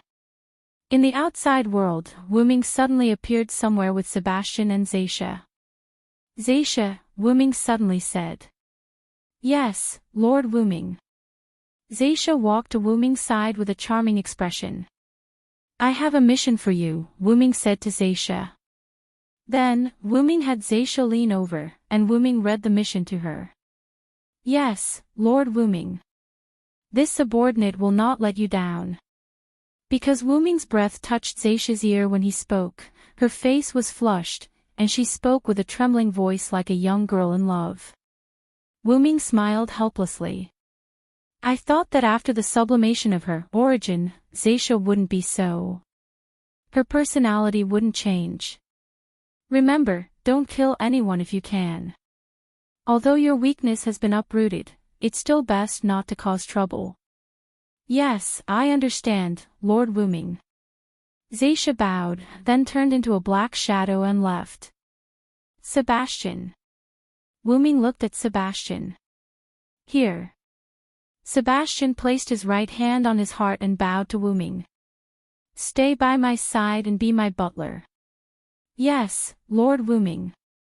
Although Zaisha and Sebastian had undergone the baptism of their origin, they did not seem to have changed at all. Zaisha was still wearing her purplish-black princess dress with a cake-like hem. Sebastian was still wearing his black butler suit. It could be said that neither of them had changed in terms of appearance or temperament. However, Wu Ming knew very well that the two of them could no longer be compared to their previous selves. It could be said that Zaisha and Sebastian were the strongest people in Nasalic apart from Wu Ming. Even the uncontrollable hidden trump card of Nasalic, libido, might not be able to defeat Zaisha and Sebastian. That's all for now. I'll bring you to meet my new subordinate. Then, Wu Ming brought Sebastian to the villa provided by Erica. As soon as he pushed open the door, Wu Ming heard an extremely pleasant voice. Chapter 165. Wu Ming pushed the door open and entered. What he saw was Erica entertaining an exceptionally beautiful girl. The girl looked about 20 years old. She had long golden wavy hair shining with brilliance. She looked very beautiful, and her skin was white and delicate. Her clothes were matched with a white coat, a short knitted dress and pants under the coat, and black boots. You must be the seventh God Slayer, Sir Wu Ming. I am Alice Louise of Nifar. Nice to meet you, Sir Wu Ming. Alice spoke in a calm tone, coupled with Alice's perfume-like noble temperament. Wu Ming couldn't help but take a second look. Ahem, Sir Wu Ming, it's almost time for you to answer Princess Alice's question. Erica said with some displeasure. After all, such a great beauty is in front of you every day, but you choose to look at someone else, although that person is indeed beautiful. I see. It's nice to meet you, Your Royal Highness Princess Alice. Wu Ming said with an elegant aristocrat's salute. In the information provided by Erica, there was this Princess Alice. Duke Godding's daughter, known as Princess Alice to the outside world, became the Speaker of the Sage Council of Greenwich at the age of 16. Now, she stepped down from the position of the Speaker of the Sage Council of Greenwich and was the current special advisor. Because of her extremely high magic talent, she was also known as the White Witch G. Speaking of this White Witch G, she was amazing. She was a genius girl who could fight the God Slayer with wisdom and courage. The British God Slayer, Alexander Gascoigne, was known as the son of the Black Prince Yerek. The Black Prince was once driven out of the United Kingdom by the White Witch G, Princess Alice, and Erica's uncle, Paul Brantley. Because his authority was inclined to support and character, the Black Prince did not entangle too much with Alice and Paul but chose to retreat. Not only did this bring benefits to Alice, but it also gave Paul, a grand knight, an unsurpassable reputation. The story of the Witch G and the Grand Knight working together to fight against the God Slayer and successfully driving him away was widely known by magicians. It was also because of this that Alice was called the Princess and Paul became the commander of the Black Cross. As a God Slayer himself, Wu Ming naturally knew how terrifying a God Slayer was. Even if the Black Prince Yerek, the God Slayer, didn't have a strong combat ability, he shouldn't be underestimated. Moreover, it was mainly Alice's wisdom that played a role. Paul was only a supporting force. To be able to use her wits and the power of a Grand Knight to chase away a God Slayer was already a testament to Alice's shocking intelligence. Coupled with her heaven-shaking beauty, Wu Ming couldn't help but look at her in a new light. So, what is Princess Alice doing here? Wu Ming began to ask Alice, going straight to the point. At this point, Alice felt a little awkward. Actually, I'm here to stop your duel with the Sword King. Alice received news that the 7th king had been born in Italy. Soon after, Alice received news that the Sword King was on his way to Italy. Moreover, the 7th king still stayed in Italy and did not leave. Alice, who had super high wisdom, immediately figured out why the other party was in a hurry to Italy. With Alice's understanding of the stupid Sword King, he must have gone to spar with the new king. Moreover, when Alice was about to use Ghost Body to go to Italy, she was discovered by her housekeeper and nanny, Erickson. So, under Erickson's strong opposition and physical control, Alice was kept in the United Kingdom. Although it's a little late, I still want to thank you for not causing irreparable damage to the surroundings because of your duel with Salvatore. Alice said with a slight smile. The news that the King of Disobedience Wu Ming and the Sword King Salvatore Tony had a duel in the King of Disobedience's own barrier and one spread like wildfire. The news was spread by the magicians of the Black Cross, and it seemed that the Sword King also intended to do so. In short, because of the indulgent behavior of the Sword King, magicians all over the world knew that the new king defeated the Sword King. This made Princess Alice, who had just arrived in Italy and Europe from the United Kingdom, very helpless. With the idea that she had already come out, in fact, she was tired of staying at home, and Alice also wanted to see the new king, so the scene of Erica entertaining Princess Alice appeared. Sitting on the sofa, Wu Ming couldn't help laughing and said, "So, our famous Princess Alice just got tired of staying at home and ran away from home?" "No. I didn't run away from home, it's just that Erickson is too strict and keeps me in the house," Alice said with a little blush. In this regard, Wu Ming just smiled. "Well, since you are out, please enjoy the outside world. I will let Erica follow you," Wu Ming said. Erica asked Wu Ming in confusion, then, "May I ask who this old man is, Wu Ming?" In these days of living with Wu Ming, Erica had almost figured out Wu Ming. It could be said that if she wasn't very sure that Wu Ming was indeed a god-slayer, Erica wouldn't believe that the new king had such a good temper. The new king didn't mind at all if she called him by his name. Hearing Erica ask about Sebastian, Wu-ming began to introduce him. "This is my butler, Sebastian Dean." Then there was a moment of silence. "And?" Erica asked helplessly. That wasn't what she wanted to know. Alice also had a curious look on her face. "If I have to say, Sebastian is my power," Wu-ming said. Wu-ming waved at Sebastian, motioning for him to say a few words. "Greetings, ladies. I am Lord Wu-ming's butler, Sebastian. Please advise me." Sebastian put his right hand on his heart, and his left hand was close to his trousers, and bowed slightly with a serious face. "Speaking of which, I remember that one also has this kind of tamed monster power," Alice suddenly said. "You must be referring to the Queen of the Faceless, the daughter of the Black Prince Yerek," Erica said. Wu-ming also remembered the power recorded in Black Prince Yerek's information. The ability to summon Melusin, the legendary two-tailed mermaid and half-human half-snake goddess, as a tamed monster. The summoned Melusin had her own consciousness because of the goddess herself, so she had high wisdom. That was undoubtedly what Sebastian wanted. Chapter 166. Thinking of this, Wu-ming shook his head and said, "Even so, Sebastian is not a familiar." After looking at Erica, Wu-ming looked at Alice and continued. "In terms of strength alone, Sebastian is almost comparable to any of the Godslayers." As soon as these words came out, Erica and Alice were a little surprised. The reason why the Godslayers were called Godslayers was that in addition to having the authority to kill the god of death, they also had a super high level of physical defense. The Godslayer had a magic immune body that was immune to divine attacks, and the body of the Godslayer also had super high endurance in terms of defense against physical damage. At the very least, they would not be injured under a series of conditions that were fatal to humans, such as being stabbed with a knife and jumping down from a high-rise building. As for large-caliber sniper rifles, it was hard to say. After all, no one dared to use a sniper rifle to experiment on the Godslayer, and the magicians disdained and dared not use sniper rifles on the Godslayer. In case the Godslayer did not die, then they would face a punishment more terrifying than the catastrophe and the god of disobedience. No country or organization would be able to bear such a burden.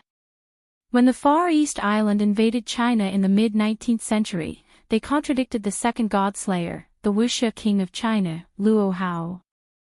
As a result, the Wuxia king single-handedly attacked their home base, grabbed their official government leaders, and directly caused the failure of the invasion war. At that time, they used the top magic weapons at that time, and the power of the entire country could not stop a Godslayer. Since then, no one had underestimated the Godslayer. Even the kindest Madame Aisha, who did not want to fight, could not be underestimated. This was because the Godslayer had the power to cause trouble. Once he caused trouble, it would be as troublesome as several Godslayers combined. Alice and Paul could join forces to repel the Godslayer, Black Prince Yerek. Firstly, the series of events that Black Prince Yerek had done were too excessive, causing the dissatisfaction of almost all the magicians in Europe. Secondly, Yerek claimed that he was different from other Godslayers and was a person who fought with his brain. In addition, he lost to Alice in wisdom, which led to Black Prince Yerek's departure. It could be said that if Yerek really wanted to deal with Alice and the others, he would do it even if it was troublesome. It could only be said that Alice had already figured out the Black Prince's personality. She knew that if she could outsmart him, he would not continue to pester her for the sake of his dignity. If it had been any other Godslayer, they would have charged at Alice with their own power, even if they had lost in terms of intelligence. "Sir Wu-ming, you are exaggerating." Sebastian bowed to Wu-ming. Wu-ming had told Sebastian about this world when they were practicing their authority in the underground tomb of Nasarick, so Sebastian knew about the god of disobedience and the god slayer in this world. "Don't underestimate yourself, Sebastian." Wu-ming looked at the humble Sebastian and continued, "You should know that you are now my subordinate god. Even if you can't defeat me, you might still be able to win against someone who can't restrain you." Wu Ming was right. After the baptism of origin, Sebastian could now become a dragon. Not only that, but he was also a dragon close to Wu Ming, which contained a trace of the power of origin. As long as it was not the kind of authority that could slay a dragon, basically no one could kill Sebastian, who had a strong body. Speaking of dragon attributes, Wu Ming's attributes had to be talked about. Without the dragon attribute added by the servant, Wu Ming's origin, dragon bloodline was no longer a dragon attribute. The origin, dragon was just an addition of the word dragon to its appearance in name. As a creature born from the world's origin, how could there be any power that could restrain it? Therefore, the origin, dragon itself was Wu Ming's greatest advantage, a strong body that surpassed everything else, adaptability from all time and space, and no creature or device that could restrain it. If one had to say, the black mud with the smell of Wu Ming's hometown that restrained Wu Ming was the weapon that restrained Wu Ming. You're right, Lord Wu Ming. I was stupid, Sebastian said. Wu Ming waved his hand and said, it's not your fault. After all, you just obtained this power. You can feel it after using it once. Forget it, Sebastian. Go and prepare dinner, Wu Ming said with a headache. Yes, Lord Wu Ming. Sebastian left. Then, Wu Ming looked at Alice and Erica with a look of disdain. This is really troublesome. Anyway, you can think of Sebastian's origin however you want. You can think of him as my subordinate god or as my power. That's it, Wu Ming said with a little temper. Then, he leaned back on the sofa.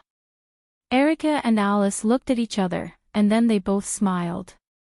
You're really like a child, Wu Ming, Erica teased. I didn't expect Lord Wu Ming to have such a cute side, Alice said.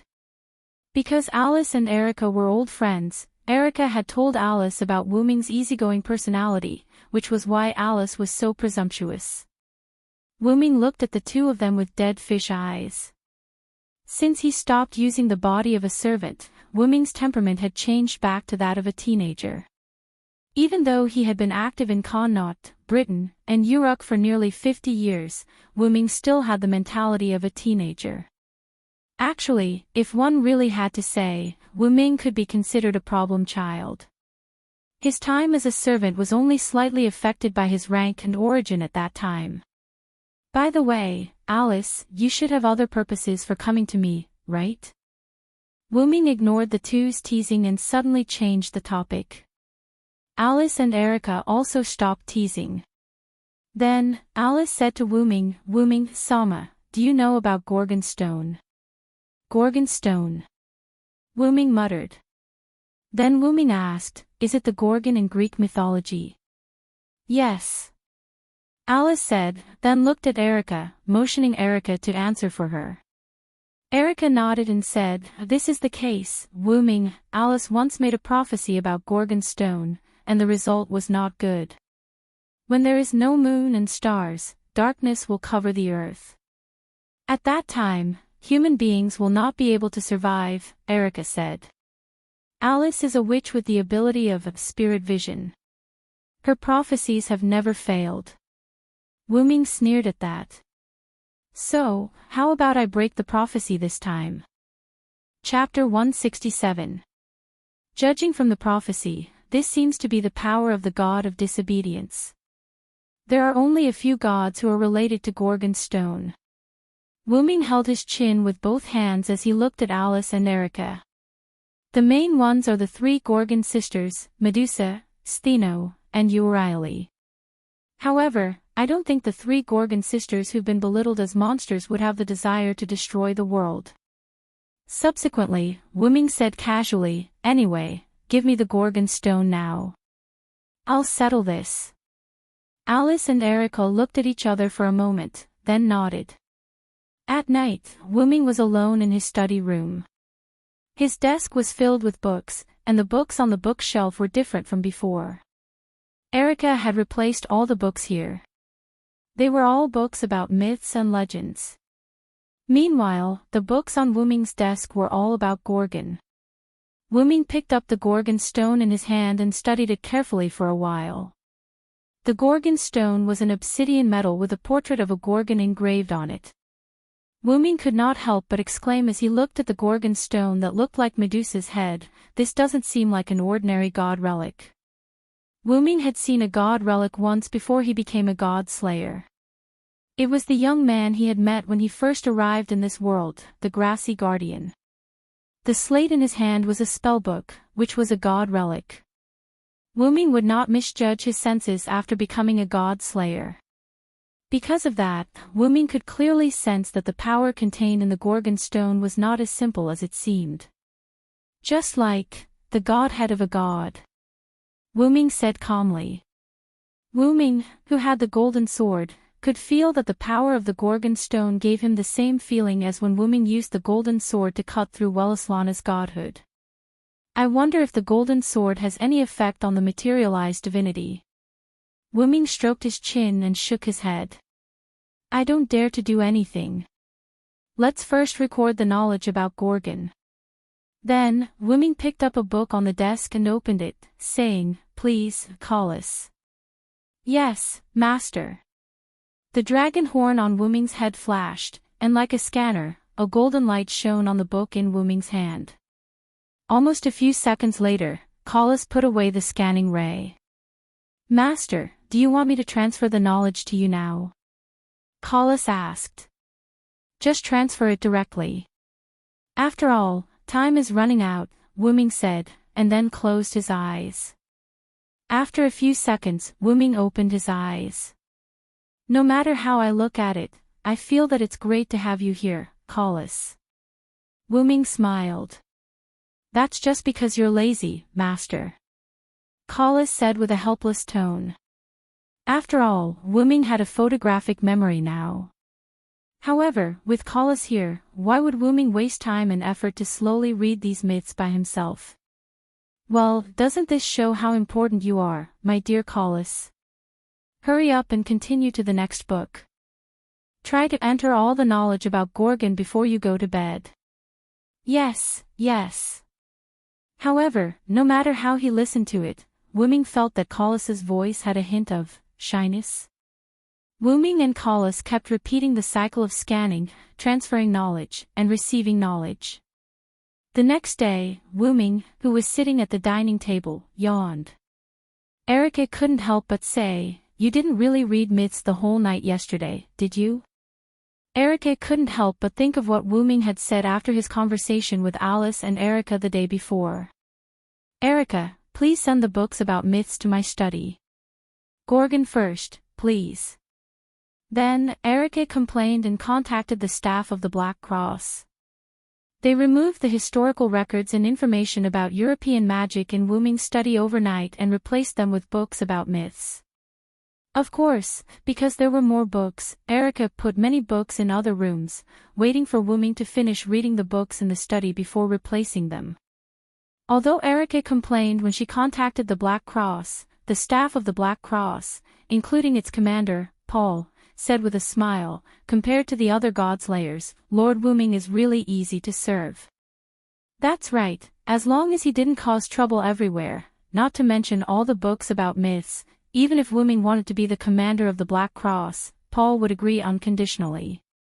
When Wuming learned these words from Erica, Wuming's expression was quite strange. Wuming couldn't help but think, are the godslayers such a headache for magician? Although it was hard to believe, the godslayers were such a headache for others. No matter how honest Wuming was, no matter how much he didn't stir up trouble, no one would be able to put their hearts at ease. After all, among the 7 godslayers, Madame Aisha, who was known as the one who didn't want to fight the most, also had the power of a natural disaster. If she was accidentally implicated, she would be even more terrifying than the oldest godslayer, Marquis Wabin. While eating, Wuming said to Erica, "It's no big deal. I have Collis. I just stayed up for a short while yesterday." Wuming had long told Erica about Collis, so Wuming was not afraid that Erica didn't understand. But Alice, a young man who had just come into contact with Wuming, was quite interested in this Collis that Wuming mentioned. At this moment, the golden dragon horns on Wu Ming's head appeared, and he said, "Actually, to put it bluntly, Master is just lazy in bed." "That's where you're wrong." Wu Ming continued after eating a mouthful of rice. "Now I realize that the bed is the greatest invention of mankind." "Collis won't believe an excuse," Collis retorted. Alice watched the conversation between the master and servant with interest. She then asked Wu Ming, "Master Wu Ming, do you think?" "Master Wu Ming, does Miss Collis belong to you as well?" Wu Ming answered after taking a sip of milk, "You can put it that way. You can think of Collis as a super high-level god relic that has its own consciousness." In reality, Wu Ming was right. Wasn't Collis, who was connected to Wu Ming's soul and had become his relic, Wu Ming's authority? Since he was known as the god of disobedience, wasn't his tool a god relic?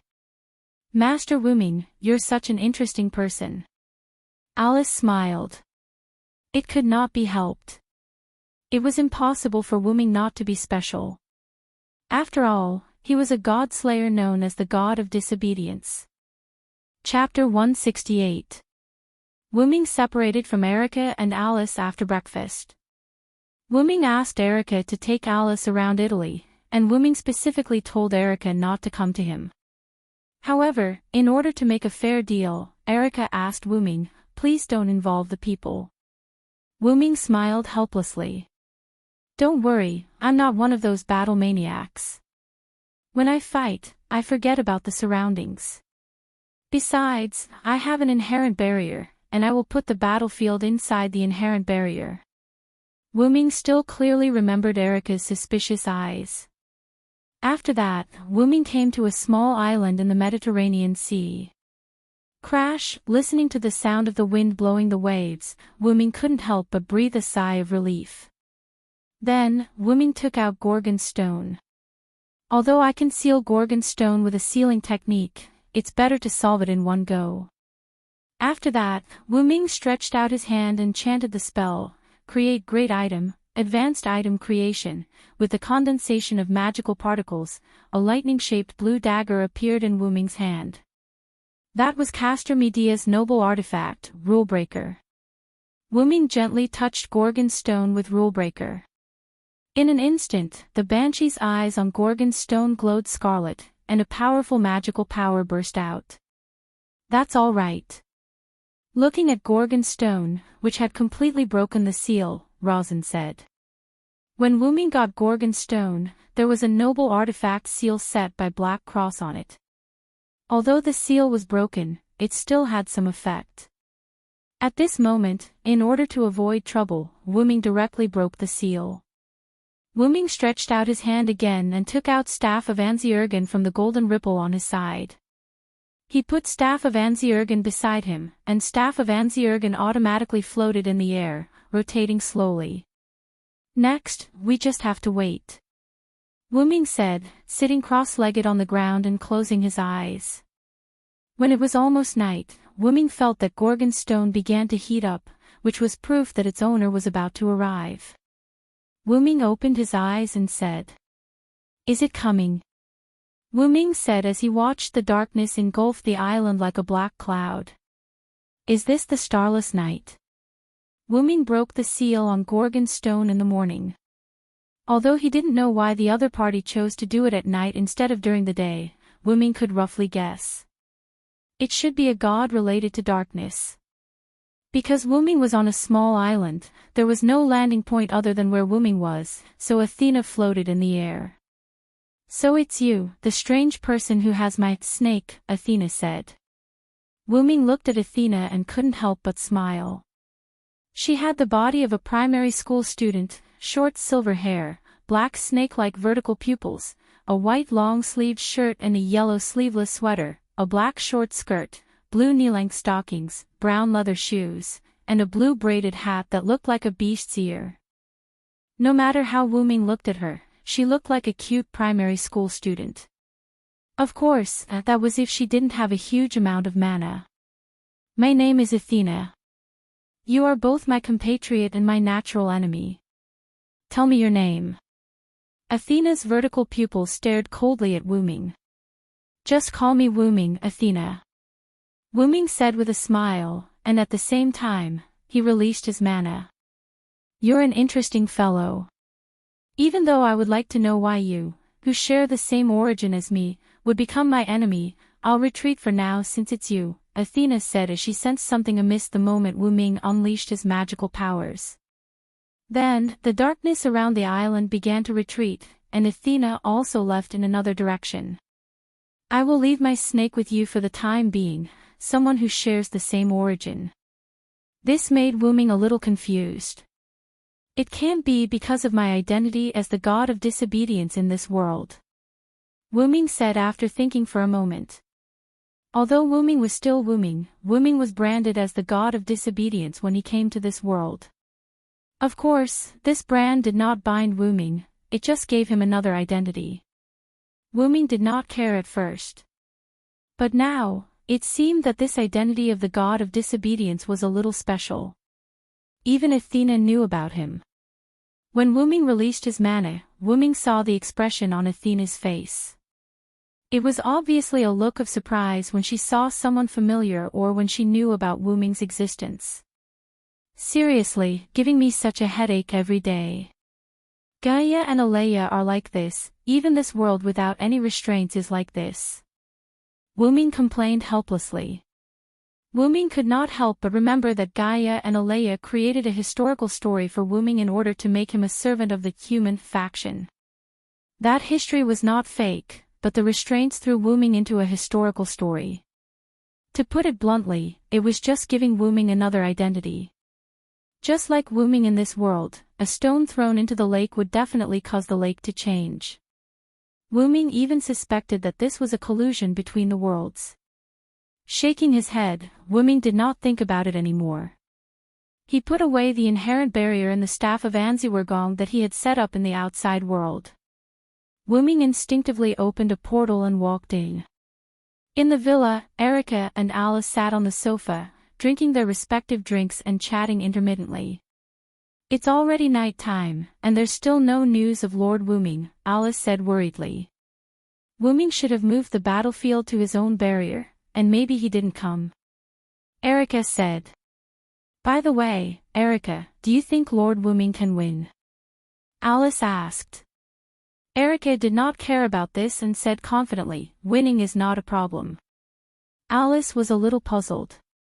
Why is Erica so sure? Erica took a sip of coffee and said, that's because he's the king I have to serve. As a subordinate, how can I not believe in my master? Alice was a little unhappy. What a cunning answer. Then she said, by the way, Lord Wu Ming is really miraculous. A disobedient god actually became a godslayer. This is something that has never happened since ancient times.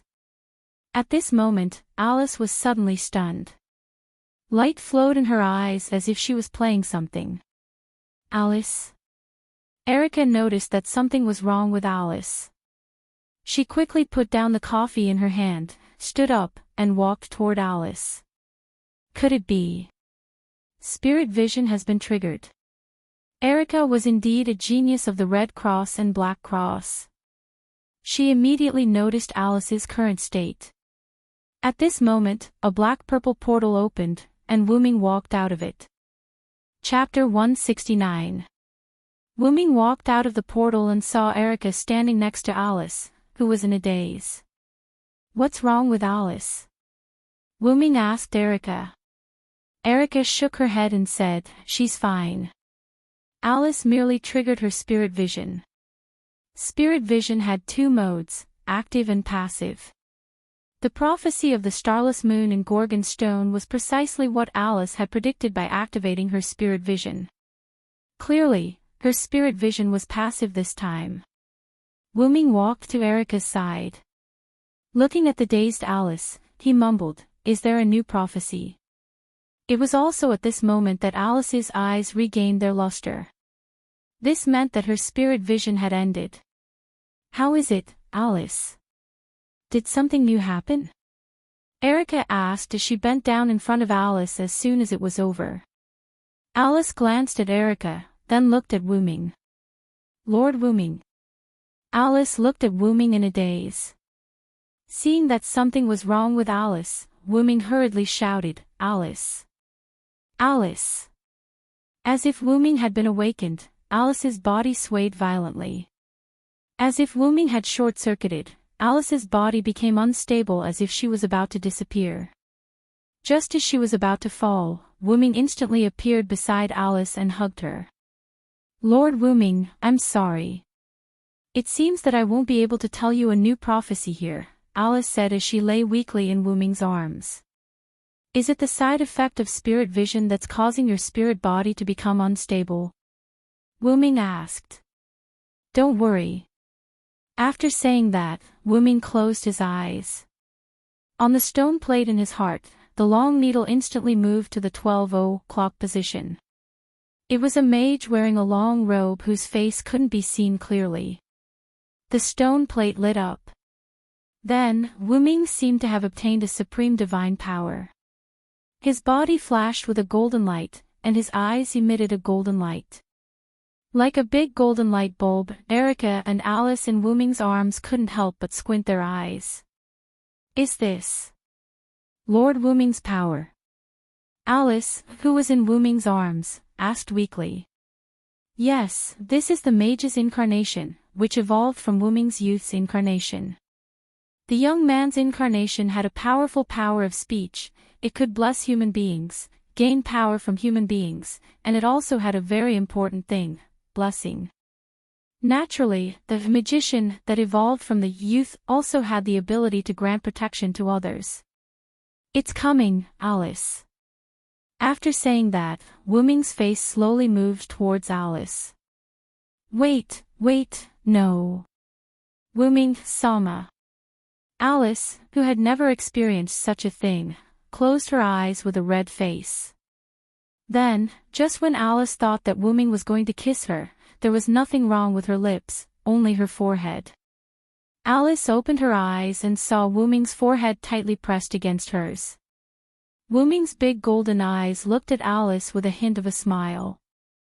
Alice was a little embarrassed, and her face instantly became more rosy. "Focus, close your eyes, I'm going to give you a blessing," Wu Ming reminded her. Yes, Alice said with a red face. Then, Alice closed her eyes and began to receive Wu Ming's blessing. A steady stream of huge magical power was transmitted to Alice's body through her forehead. In an instant, the magical power was transformed into vitality, replenishing Alice's weak body. Alice felt as if she was soaking in a hot spring. Her surroundings were filled with warmth, and gradually, Alice had the idea of falling asleep. After Wu Ming felt that it was enough, his forehead left Alice's forehead and removed the mage's incarnation. Looking at Alice, who had a happy smile on her face and closed her eyes, Wu Ming patted Alice's cheek and said, "Wake up, don't fall asleep." Alice suddenly opened her eyes, looked at Wu Ming with some embarrassment, and said, "Sorry, Lord Wu Ming, the feeling just now was too comfortable, and I accidentally indulged in it." Wu Ming was a little curious, and then said, "Was it that comfortable?" After all, this was the first time Wu Ming used the power of blessing on others, and he was not very familiar with it. Maybe my divine aura was mixed in. Wu Ming thought so. Then, Wu Ming continued, "Because your body is not your real body now, I did not give you too much blessing. This blessing can last for about 7 days, and it can be said that there is no problem at all to maintain your ghost body. Thank you very much, Lord Wu Ming." Alice smiled sweetly and looked at Wu Ming. Wu Ming shook his head, indicating that there was no need to be so polite, and then continued, "In a few days, I will go to England. At that time, I will personally add a longer blessing to your body. I believe that if this is the case, you should be able to use your own body to walk around, and you don't need the ghost body." Wu Ming's words made Alice fall into deep thought. Being able to walk freely in various areas was something that Alice had never thought of. After all, Alice's body was weak because of the negative effects of her powerful talent. This was not a disease, and it was basically untreatable. Just as Wu-Ming looked at the pondering Alice, the person next to him was a little unhappy about being ignored.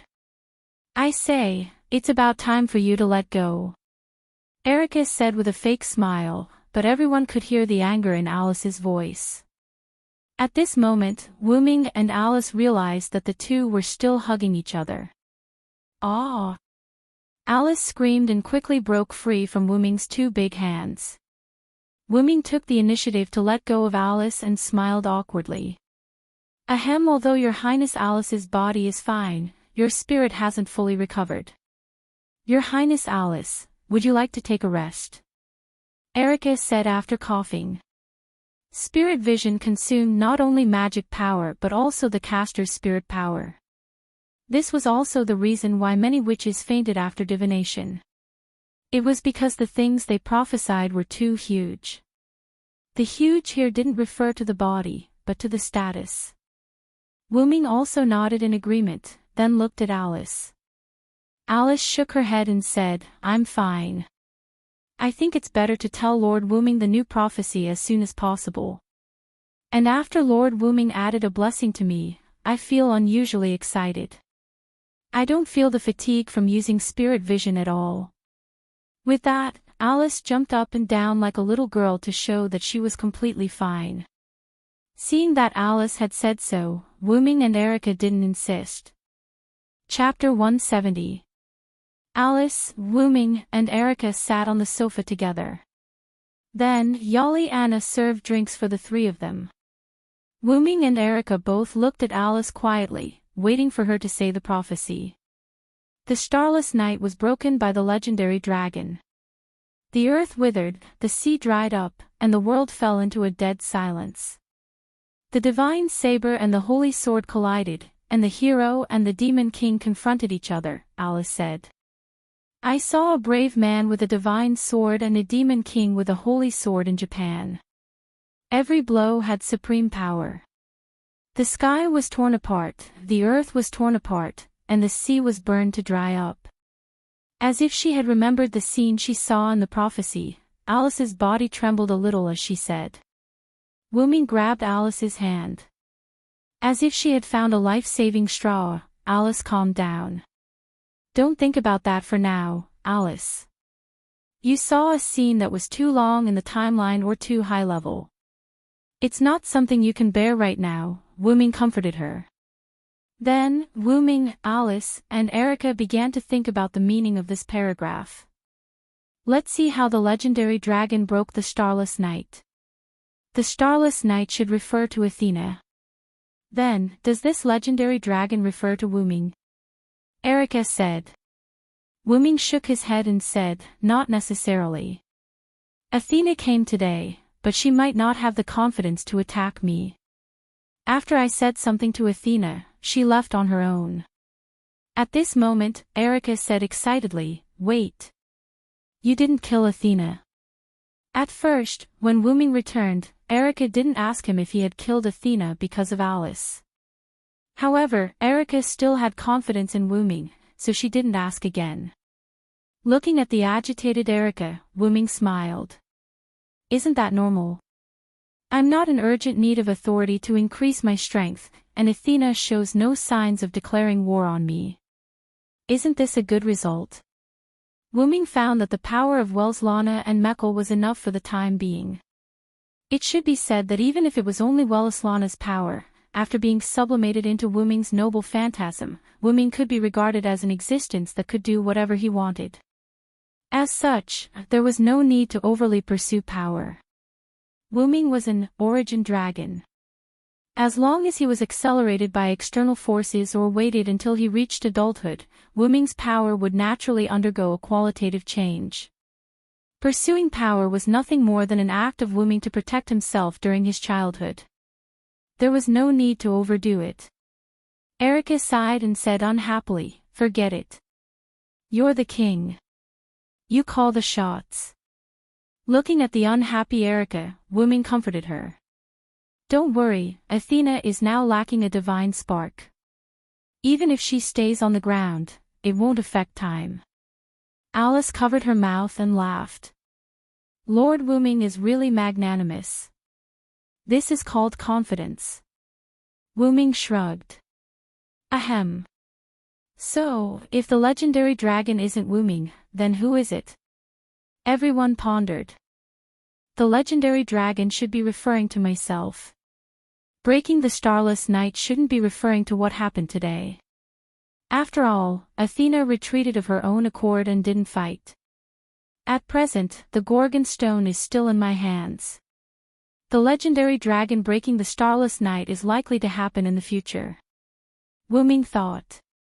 Let's not talk about this for now. Have you noticed that the demon king with the holy sword is likely to be the god slayer? Because his speculation was almost done, Wu Ming began to change the topic. According to this saying, the confrontation between the hero and the demon king, if the demon king refers to the god slayer, then the hero with the divine sword refers to the god of disobedience, Erica said. And the series of disasters mentioned later are likely to be caused by the descent of the god of disobedience, but it can't be ruled out that it was caused by the god slayer, Alice added. The problem now is the identity of the hero with the divine sword and the demon king with the holy sword. It's easy to find the god slayer with the holy sword. After all, there are only 7 god slayers. But it's hard to say about the god of disobedience with the divine sword. In the myths, there are many gods who use the divine sword as their weapon, Alice said with a headache. Everyone pondered. After a moment, Wu Ming spoke. Let's not think about this for now. We can't figure it out now. At worst, we'll just deal with it when it comes. Wu Ming. Lord Wu Ming. Erica and Alice grumbled. That's enough. Even if the sky falls, there are tall people to hold it up. If you keep thinking so hard, you'll grow old. As he spoke, Wu Ming stood up. In a few days, Erica and I will send you back to England. You can think about these things then. After that, Wu Ming left the living room. After Wu Ming left, Erica sighed. He really isn't worried at all. Erica didn't know whether to be happy or distressed. Should she be happy that her king was confident or distressed that she was too ambitious? Alice smiled faintly and said, Isn't this good?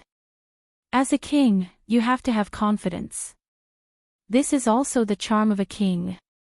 That's because Your Highness Alice has a good mentality. You're the Princess Alice who fought a battle of wits with Black Prince Yarek and even drove him out of England in the end. That's all thanks to the help of Miss Erica's uncle, Lord Paul, said Alice. You're too serious, Your Highness Alice. You'd better go and get some rest. After all, mental exhaustion can't be eliminated. Erica stood up and was about to send Alice back to her room. I know, Miss Erica. I'll go by myself. By the way, Lord Wu Ming is really outstanding. You must seize the opportunity. After teasing Erica, Alice walked up the stairs and toward her room. Erica blushed but didn't say anything. Seize the opportunity. On the other side, Wu Ming sat at his desk and picked up the book that recorded the myths again. It seems that I have to finish recording the myths as soon as possible, or the sort of spiritual speech will become useless, said Wu Ming. After learning that the god of disobedience who caused the starless night was Athena, Wu Ming had thought that he had to record the myths in his spare time.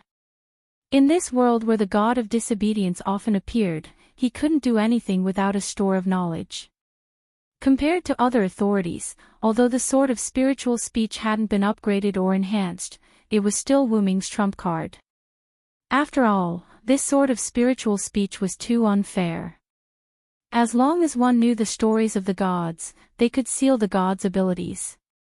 The warrior authority, which had been upgraded to a noble artifact, could naturally be used on heroic spirit followers. It was a great weapon. How could he not cherish it? Chapter 171.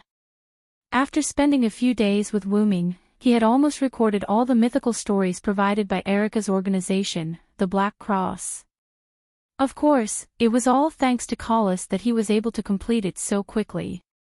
Wu Ming lamented more than once about how right he had been to ask Zelik for the most advanced magic suit.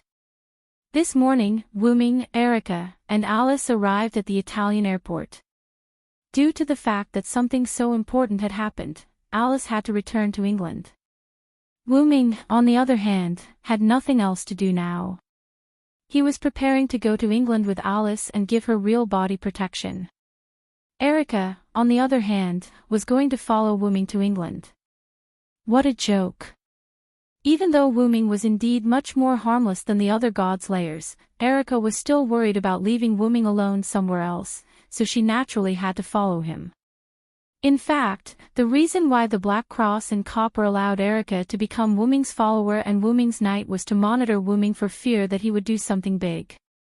Even so, Wu-ming could still sense that Erica wasn't just monitoring him, but really wanted to become his knight. That was why Wu-ming kept her. As for why he didn't directly use teleportation magic, Wu-ming expressed his helplessness. The constitution of the god-slayers was to repel all magic spells below the divine level, be it beneficial or harmful. Although teleportation magic spells that entered the body could work, it was obvious that teleportation magic couldn't be carried out in the body. This also meant that teleportation magic couldn't work on Wu-ming. Wu-ming had used a portal before, but that was because the portal was a channel established in 2 places and didn't have any effect on Wu-ming's body, so it could be used. It could be considered a trick. However, Wu-ming hadn't been to England in this world, so he couldn't use the portal. As a last resort, the 3 of them could only take a plane to England at the airport. On the plane, in the first-class cabin, Wu-ming complained, "I have to say, the god-slayer's physique is really troublesome sometimes." Don't say that, Lord Wu-ming. Let's not talk about having a problematic physique. Even if it's something even worse, many people would still want to become god-slayers, Alice said with a smile. Seriously, Wu-ming, you should be content.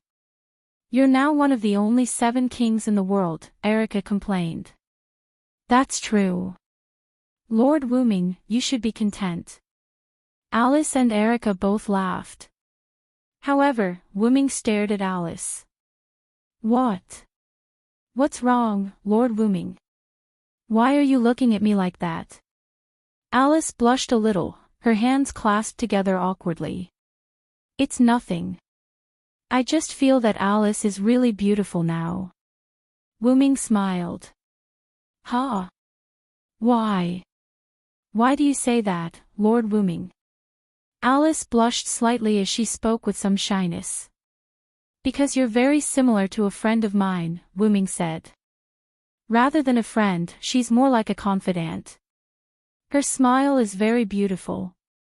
Every time I see her smiling face, my heart feels as if it's being cleansed, Wu-ming said with a nostalgic expression.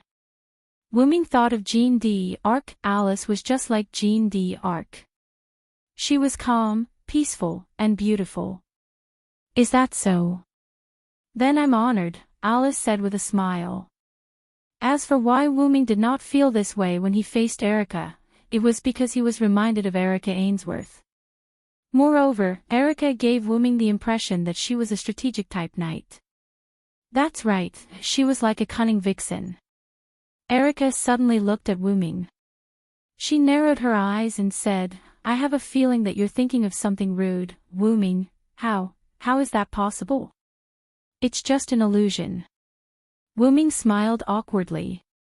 Then, Lord Wu-ming, do you mind telling us the name of your friend? Alice also wanted to know more about someone who could be called a friend by Wu-ming, who was both the god of disobedience and the god slayer.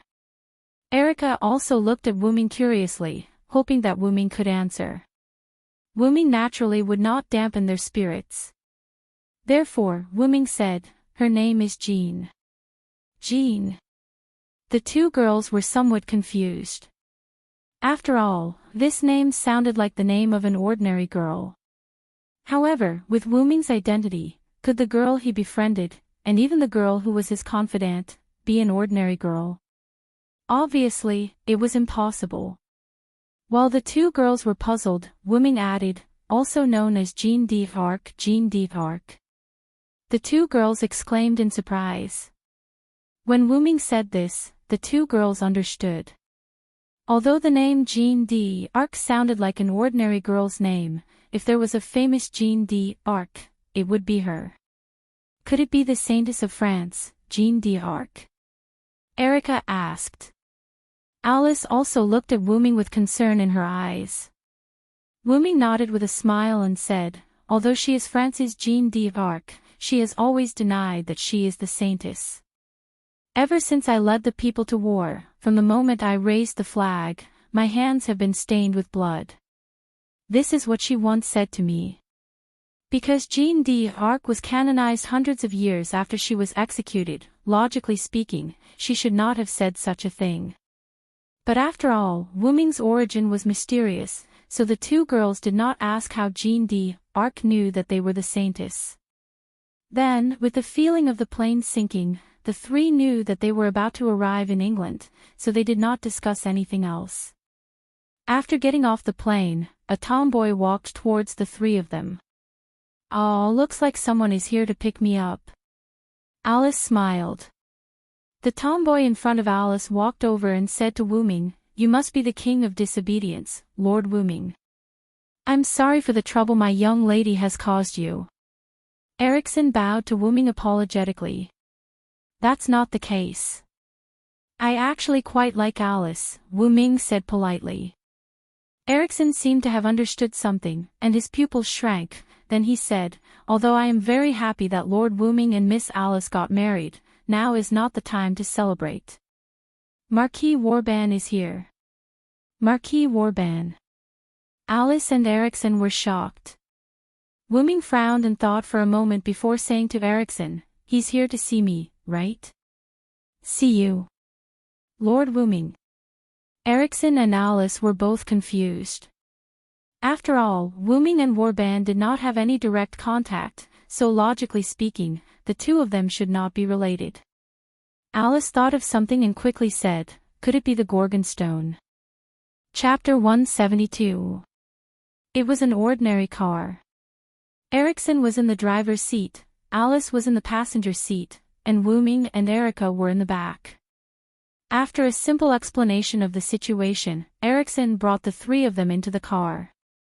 No one spoke in the car. Firstly, it was because of Marquis Woban. Secondly, it was because of the oppressive atmosphere. Going back to the topic Alice had mentioned earlier, Woban was here for the Gorgon stone. After all, with Marquis Woban's personality, it was very likely that he was here for the Gorgon stone, which could attract the attention of the god of disobedience.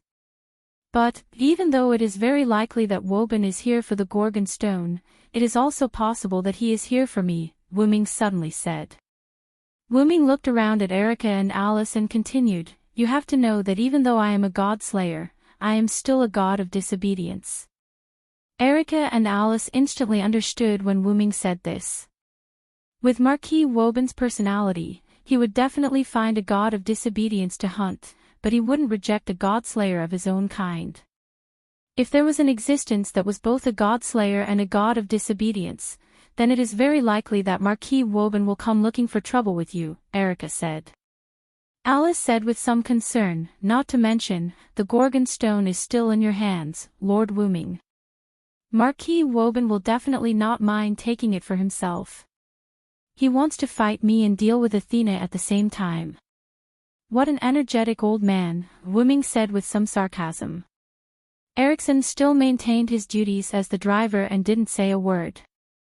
It seemed that Erickson was still a little afraid of Wu-ming. However, there was nothing that could be done about it. After all, in the eyes of the Sage Council of Greenwich, who specialized in the study of god-slayers, all god-slayers were terrifying. In any case, the enemy is already here. I'm afraid we have no choice but to fight. Erica sighed. Alice, on the other hand, seemed a little worried. Wu-ming said, "Don't worry, Alice. I will fight with Marquis Warban within my barrier. It won't affect the surrounding cities." Alice paused for a moment, then nodded. Although Wu-ming said so, the worry in Alice's eyes was still there. Every time she looked at Wu-ming, the worry in her eyes deepened. Because of the arrival of Marquis Wuming, Erica and Wuming decided not to go to Alice's house. At the request of Wuming, Erickson stopped the car by the roadside. Wuming and Erica got out of the car. Alice still looked worriedly at Wuming and Erica. Please be extremely careful. If possible, please do not cross swords with Marquis Warban. Please use words to resolve the issue. Although Wuming didn't want to complain, Wuming still had to say it in his heart. Is it possible for the God Slayer to resolve the issue with words? Don't worry. With me, Erica bluntly, who has inherited the Diable Dragon, my master will have nothing to worry about, Erica said as she patted her chest.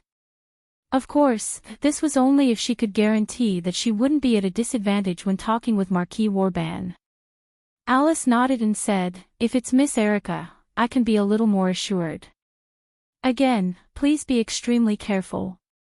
After that, Erickson sped away from the place even faster than before. Am I that scary? Wuming pointed at himself and said. You're the Demon King. It's natural for Miss Erica to be afraid of you. Erica giggled and covered her mouth. Wuming shrugged helplessly. Then, the two of them came to a large building. This was the exclusive residence that the Sage Parliament of Greenwich had built for Marquis Warban after learning that he was coming. Wuming and Erica looked at the roof and looked at each other. This should be the address that Erickson provided for Marquis Warban. Wuming sighed. Speaking of which, the Sage Council sure has a lot of free time on their hands. They actually built such an exclusive residence for the God Slayer that's about to arrive. It's so grand that I feel bad about destroying it, Wuming continued.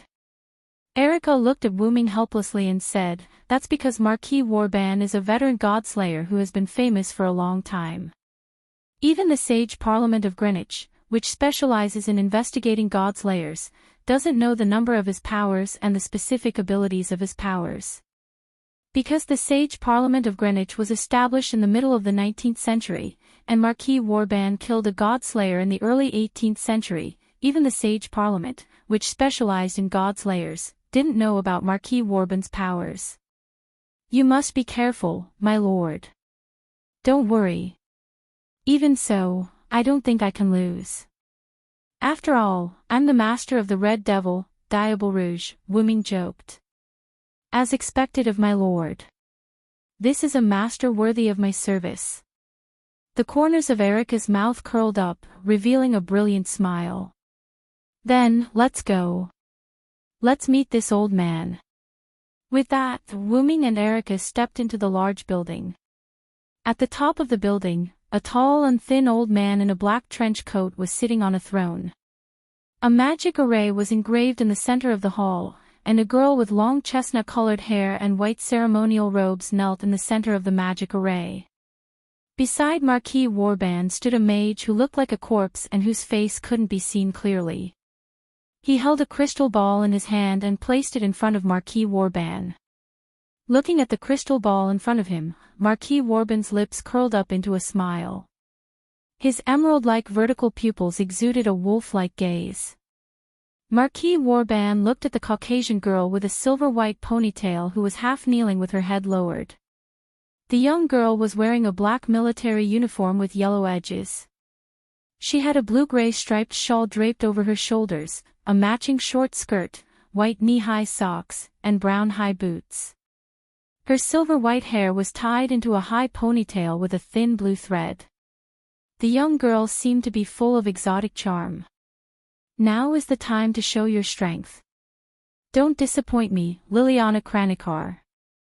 Liliana lowered her head even more and said, yes, master. I won't disappoint my lord. With that, the girl called Liliana left. It seemed like she was going to stop Wuming and Erica. Marquis Warban looked at the crystal ball with joy and said, let me see how you, the god of disobedience and the god slayer, can break through my servant. Let's use your strength to prove whether or not I need this witch. With that, Marquis Warban's wolf-like green eyes looked at the girl in ceremonial robes kneeling in the center of the magic array. God, the girl prayed. Chapter 173. As soon as they walked into the building, Wu-ming and Erica were attacked by a large number of undead. After slashing the last undead with Reinhardt, Erica turned to Wu-ming, who had dealt with some of the undead and was standing by the side, watching her on the phone. After seeing Erica destroy the last undead, Wu-ming hung up the phone. "Thank you for your hard work, Erica," Wu-ming said. "It's my honor to clear the way for Master," Erica said with a charming smile. "That may be the case, but these undead are all at the level of Grand Knights. Nominally, they are the strongest fighting force below the God Slayer." Wu-ming was right. Each of these materialized undead had the power of a Great Knight, which was the highest level below the God Slayer. Erica, who was only 16 years old, had reached the Great Knight level at this moment.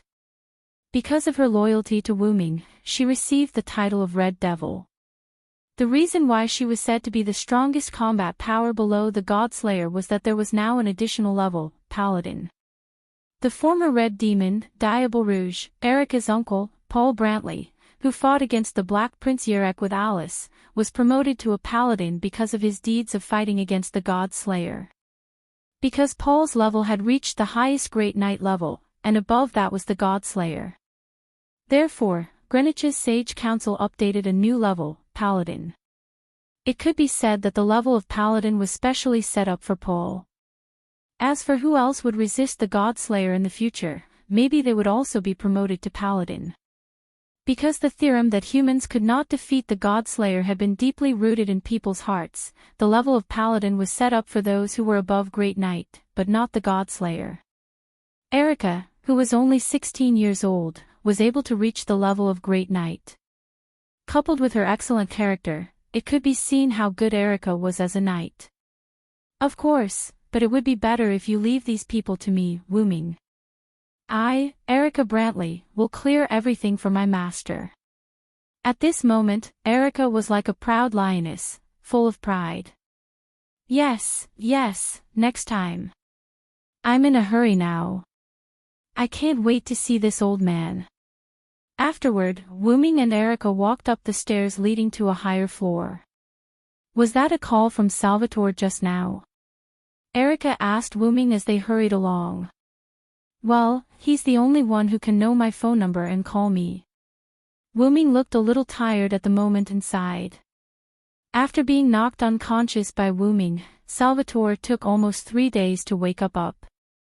The first thing Salvatore did after waking up was to call Wu-ming. At this time, Wu-ming came to Marquis Wu-ming's building, so the scene of Erica cleaning up the undead appeared. That guy said something like, "You must be looking for trouble with old Master Warband now, so don't die. That old man is quite difficult to deal with, my good friend Wu-ming. Speaking of which, when did I become his best friend?" Wu-ming smiled calmly. It was obvious that he felt helpless towards this fellow. Erica smiled slightly, showing a charming smile at the corner of her mouth. "Salvatore must have regarded you as a strong opponent. You should know that Salvatore is an idiot in all aspects except swordsmanship. Since he can remember your name, Wu-ming, it means that he has regarded you as a strong opponent." In fact, Erica was right. Salvatore was knocked unconscious in a few moves. Although there was a certain degree of luck and the other party was not familiar with Wu-ming's ability, Salvatore thought that a loss was a loss. As a result, Salvatore remembered Wu-ming. "I wanted to ask him if he knew about Marquis Warband's authority."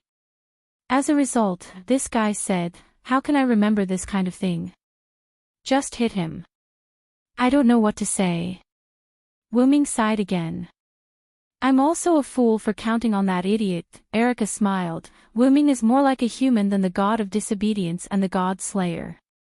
Wu-ming could not help but think of his previous life. If Wu-ming was not picked up by the old dean, who knows what he would have become now.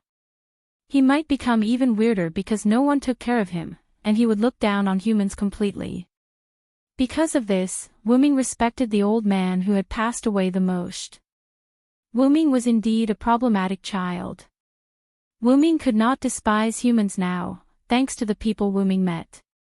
Wu-Ming's second most respected person and his skills mentor, Wu-Ming was naturally very important to Wu-Ming. Ireland, Britain, Uruk, Nasalik, France, and Toki City, Japan. Wu-Ming recalled the lands he had experienced and the various people he had met. Thinking of this, Wu-Ming was in a much better mood.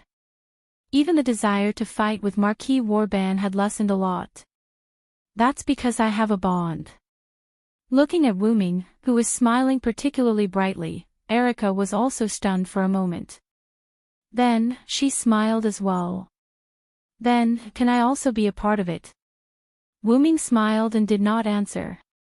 Erica, on the other hand, saw the answer in Wu-Ming's eyes. For some reason, the other party did not stop them at all. Wu-Ming and Erica did not encounter any enemies along the way.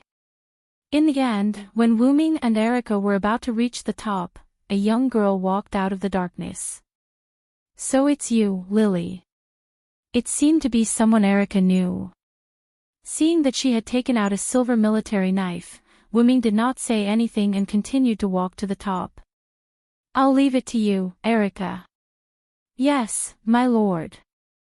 Erica watched Wu-Ming leave before looking at Liliana. It's really fate to meet you here. I thought the rumors that you went to Marquis Warban's place were false. Liliana looked at Erica with a serious expression. Holding the silver military knife in her hand, she said, "There's no need to catch up. I've received Marquis Warban's order to stop you. Although I can't stop the advance of the King of Disobedience, I can stop your advance." As she spoke, Liliana's military knife began to glow. Is that so? Then let's try it. Erica held the thin sword and placed it in front of her. Then, she continued. It's time for a duel, Lionheart, Coeur de Lion. My wings, become the steel of the phantom blade, silver master craftsman, Il Maestro, grant me strength. As two prodigies of two Italian magic societies and the attendants of two kings, Erica and Liliana began to fight for their respective masters. At the top was an empty hall. In the center of the hall was a complicated and precise magic array. In the center sat a young girl with long chestnut-colored hair and ceremonial robes. In the center of the hall, a thin but shrewd old man sat there. Wu-Ming slowly walked to this floor as if he was taking a leisurely stroll. In the darkness, Marquis Warban's green vertical pupils exuded a cunning gaze. His gaze was fixed on Wu-Ming. Wu-Ming looked at Warban. Neither of them spoke. The atmosphere began to become tense. Only the chestnut-haired girl trembled under the pressure of the two kings. Chapter 174. After about 10 minutes of stalemate, Marquis Warban spoke first. I didn't expect the god of disobedience to become a god slayer. This is something I have never encountered in the past 300 years. Warban's voice sounded a bit old. He was an old man with a story, but Wu-Ming didn't care about that. Now I'm a god slayer. Let's not talk about the identity of the god of disobedience. Warban, you came to England to find me, right? Wu-Ming crossed his arms in front of his chest with a calm expression and a smile on his face. Of course, otherwise, I wouldn't have brought this witch all the way from Japan to England. I am very interested in the Gorgon stone and the fact that you are a god slayer, but I didn't expect you to come to me on your own accord. However, this saves me a lot of effort. The green light in Marquis Warban's eyes shone even more brightly. Warban said and looked at the girl in the center of the magic formation. Wu-Ming also looked at the witch. Generally speaking, the Yuan witch was the descendant of the god ancestor. Those girls would be given the highest level of Yuan witch, and generally, they would have the special skill spirit vision. Alice, who possessed spirit vision, was also known as the witch concubine. However, Alice was more like the witch Yuan, an extension of the witch concubine. These magi all relied on their own cultivation to obtain their spirit vision, so their spirit vision was much more powerful than those who were born magi. Just like Alice could see the future for a long time, the witch kneeling in the magic formation couldn't see the future too far away like Alice. But this kind of witch had other functions, such as summoning the god of disobedience. Do you want this witch to use Gorgon stone to summon the god of disobedience? Wu Ming continued, judging from the level of this magic formation and the number of people who can summon the god of disobedience, once the summoning ritual is successful, this witch's life will be gone. Wu Ming's words caused Miss Witch, who was inside the magic array, to shudder. However, Wu Ming noticed her shudder.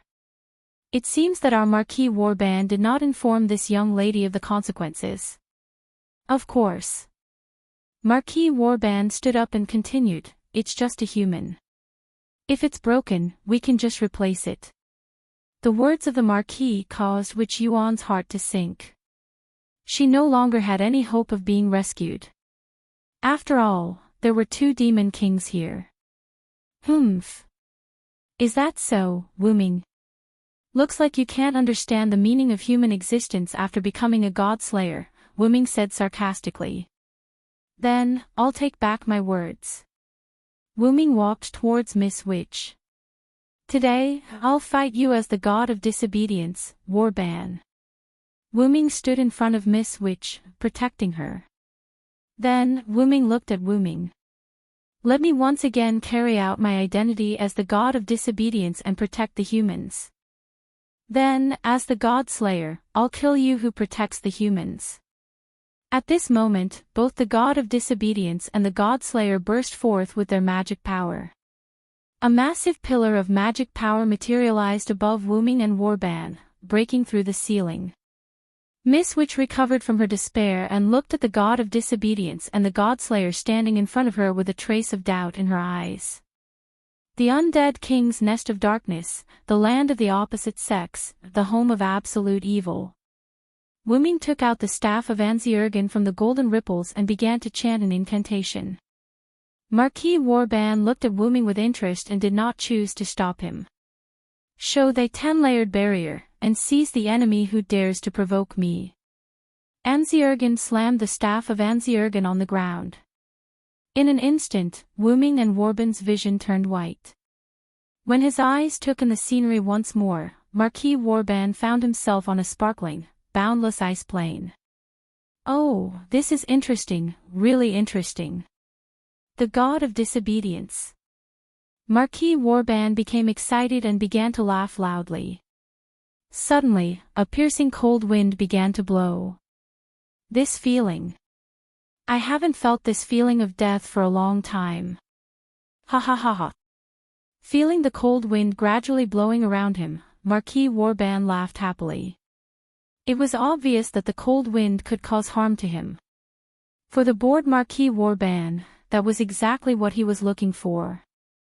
Wu Ming looked at Warban, who was covered in a layer of frost, but he did not show any complacency. As the one who controlled the inherent barrier, Nasarik's 5th ice layer appeared in front of Nasarik. Although the gods' layers had extremely terrifying magic resistance, the essence of the inherent enchantment was a secret technique that allowed the spiritual world to invade the real world and drag the people around it into the spiritual world.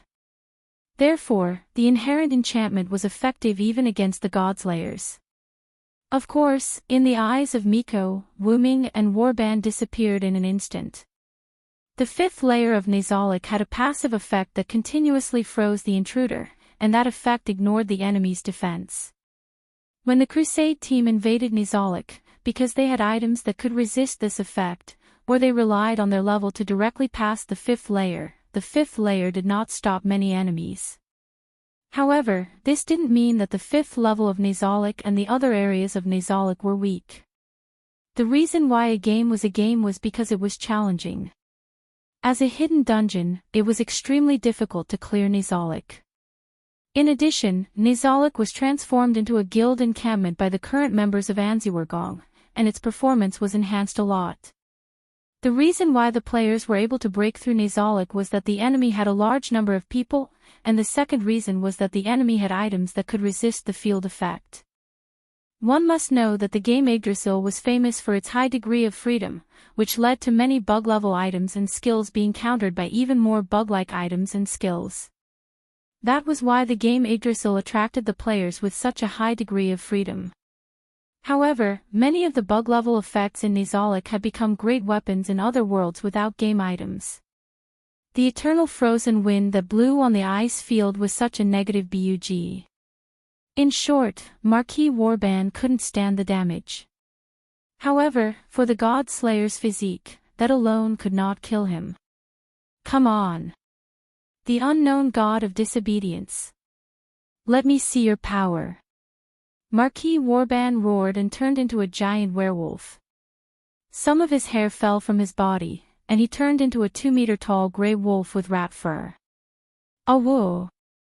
The giant wolves rushed toward Wuming, and their greedy mouths exuded a foul stench. Wuming did not even look at them. He gently raised the staff of Anziwergong, and countless white flames instantly erupted on the giant wolves. In just a flash, Wuming's wolves were all burned to death by Wuming's flames. Chapter 175. What? Marquis Woban was very surprised. He knew that Roland was not someone to be messed with, so he specifically summoned those high-level Grand Knights, but Roland was able to destroy them all in an instant. What kind of magic is this? Marquis Woban roared from the giant werewolf. A magic trick that works is a good magic trick. Wuming did not answer Marquis Woban's question. Instead, he smiled a little sarcastically. The staff of Anziurgan had an automatic attack function, and it was comparable to a world-class item with a large number of high-level spells. If the staff of Anziurgan didn't have a passive skill like the World's Blessing, it could be said to be a world-class item. Furthermore, the magic within the staff of Ains Urgong that had been upgraded to a relic had also been upgraded, becoming an existence that could harm the gods. Wuming took the initiative to activate the staff of Anziurgan's skill, Holy Fire, which was a 9th-tier spell that dealt great damage to targets with negative justice value. Woban's giant werewolves did not look like they had positive justice value. Naturally, those werewolves were instantly killed. You're right, this is more interesting. Slowly, rain clouds began to gather in the sky within the inherent boundary. Within a few breaths, the rain clouds had completely gathered. Wuming could not help but frown. Nazarik's barrier was good, but it was too similar to the real world. So, how about this? Woban's body began to burst out a large amount of curse power, and dark purple lightning condensed in his mouth. With a howl, Wuming spat out the purple lightning from his mouth, and a huge purple lightning pillar rushed toward Wuming. The emerald on the staff of Anziurgan flickered, and a large number of green vines broke out of the ice and formed a super thick wooden shield in front of Wuming. Boom! Wuming's figure was buried by a large amount of dust caused by the impact of the lightning and the wooden shield. Wuming's figure instantly appeared on the other side of the smoke. It seems that using magic is too much of a bully for an old man like you who doesn't know magic. Do you need me to fight you without using magic? Wuming mocked. Humph. Stop joking. Even if your magic has reached the realm of gods, it can't do any significant damage to me. You're just saying that because you're at your wit's end. Marquis Oban roared. Tisk, Wuming spat unhappily. In fact, Marquis Wuming was right. Although the magic that Wuming had learned was useful, it was not very useful on the God Slayer who had extremely high resistance to curses. It was the same for the Loon runes. Although Silent Wonder could release the magic god's seal of the first rune, Silent Wonder did not think that the Grade A Noble Phantasm would be able to cause much damage to Marquis Warban. At the very least, he would be able to tear off a layer of Warban's skin. In that case, I'll use this sword. After saying that, Wuming put the staff of Ains Urgong back into the golden ripple that suddenly appeared, and then took out a silver-white long sword from it. X-Silver, that's the name of this sword. Wuming held the holy sword and said to Wuming. X-Silver. This is X-Silver. Marquis Oban was surprised. Wuming's eyes lit up. Does Marquis Oban also know about this sword? Marquis Oban said with some excitement, of course, it would be strange if I didn't know about this sword. I didn't expect the seventh god slayer to be a British silver dragon. The rain clouds in the sky became denser, and the power of lightning contained in them became more powerful. Ha ha ha ha. This trip is really worth it. Marquis Oban laughed and turned back into a human from his werewolf form. The strongest and most mysterious knight of the Knights of the Round Table, King Arthur's most trusted man, one of the only two beliefs of the Knights of the Round Table, the noble knight who incarnated into the legendary British silver dragon, Vilo-Thranst. Marquis Oban was a little excited.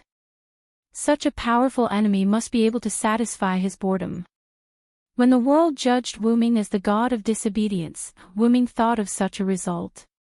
His own mythology was probably the evolution of what happened to him in the history of the M-shaped moon. And the mythology of the world of the gods' layers was made up by people, so it was not surprising that a god had several divine names, and even a god in other pantheons. Holding the axe silver in both hands, Wu Ming said with a smile full of fighting spirit on his face, "It doesn't feel good to be known by the later generations, but, Marquis Oban, come and fight me." Wu Ming's ruby-like eyes flickered. "Come, Vilo-Thranst." Marquis Oban roared angrily, and his body began to change. This time, the transformation was different from before, as dragon scales began to grow all over his body. Soon, Marquis Oban's transformation was complete, and what appeared in front of Wu Ming was a giant black dragon with ferocious dragon scales all over its body. Wu Ming estimated that the black dragon was about 60 meters long without its wings. "I haven't slain a dragon before, you should feel honored, Oban." So, Wu Ming directly released his noble artifact. The stars hidden in the world. The X-silver sword began to emit a white light, and the black dragon roared angrily, flapping its wings and rushing towards Wu Ming. The holy sword that can wipe out all evil. Looking at the charging Oban, Wu Ming held the sword with both hands. Cracks appeared on the sword, and an even more dazzling golden light burst out from it. "Don't cover your light anymore." The X-silver sword was completely shattered, and a dazzling golden sword of light appeared. It kept floating, and the silver sword fragments attached to the golden sword of light. The black underworld flames that the black dragon spewed out were all blocked by the aurora pillar. Shine! The sword of light expanded and soared into the sky. The black dragon rushed in front of Wu Ming, and swung its giant dragon claw with a dense aura of death. Silver meteor. Roar, roar, roar. The black dragon let out a miserable roar. Instantly, dazzling white starlight filled the fifth level, and it did not stop for a long time. In the outside world, Erica and Liliana were constantly fighting, and their swords were flying everywhere. However, one was flying in the sky, while the other was running on the ground. But anyone with a discerning eye could see that Erica was slightly at a disadvantage. Erica suddenly jumped back, and after a short pause, she said, "As expected of you, Lily." Liliana had the bloodline of the witch, and she had learned the long-lost, difficult flying magic, which was why she could fly in the sky. "Don't talk nonsense. This is a battlefield." Liliana was a bit irritable. Erica continued, "Logically speaking, you shouldn't be the kind of person who would accept a brutal demon king like Marquis Oban." Liliana did not say anything. Instead, she looked at Erica with an irritated gaze. Could it be? Erica seemed to have thought of something, and she continued, "Because I'm loyal to Wu Ming, your grandfather offered you to Marquis Oban out of jealousy." "Tsk," Liliana said unhappily, looking at Erica with an ugly expression. "Talk is useless. Erica Browntree, keep fighting." Having said that, Liliana dashed toward Erica in a flash. "Please wait a moment." Suddenly, an old but rather robust voice sounded. Chapter 176. Please wait a moment. An old and rather robust voice sounded. A white-haired old man in a butler's uniform appeared between Erica and Liliana.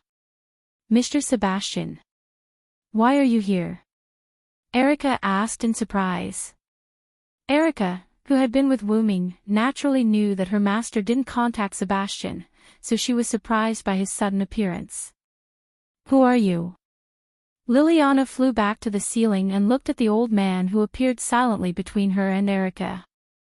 "I'm Sebastian Dean, the butler of Lord Wu Ming. Nice to meet you." Sebastian bowed to Liliana and then looked at Erica. "Miss Erica, I'm here to support you on the orders of Lord Wu Ming. Of course, this doesn't mean that Lord Wu Ming doesn't believe in your abilities. It's just that Lord Wu Ming chose to send me out as a precaution.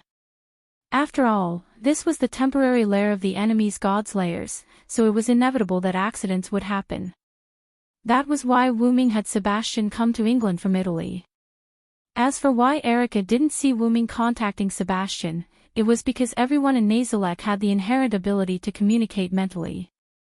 Wu Ming naturally contacted Sebastian without Erica knowing.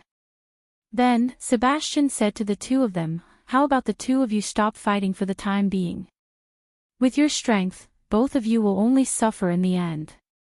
Even if you say so, I, Liliana Kranikar, won't back down so easily." As a noble knight, Liliana wouldn't back down even if she knew the outcome of the battle. "I can't pretend that I didn't hear that, Mr. Sebastian. I have a secret technique to deal with Lily."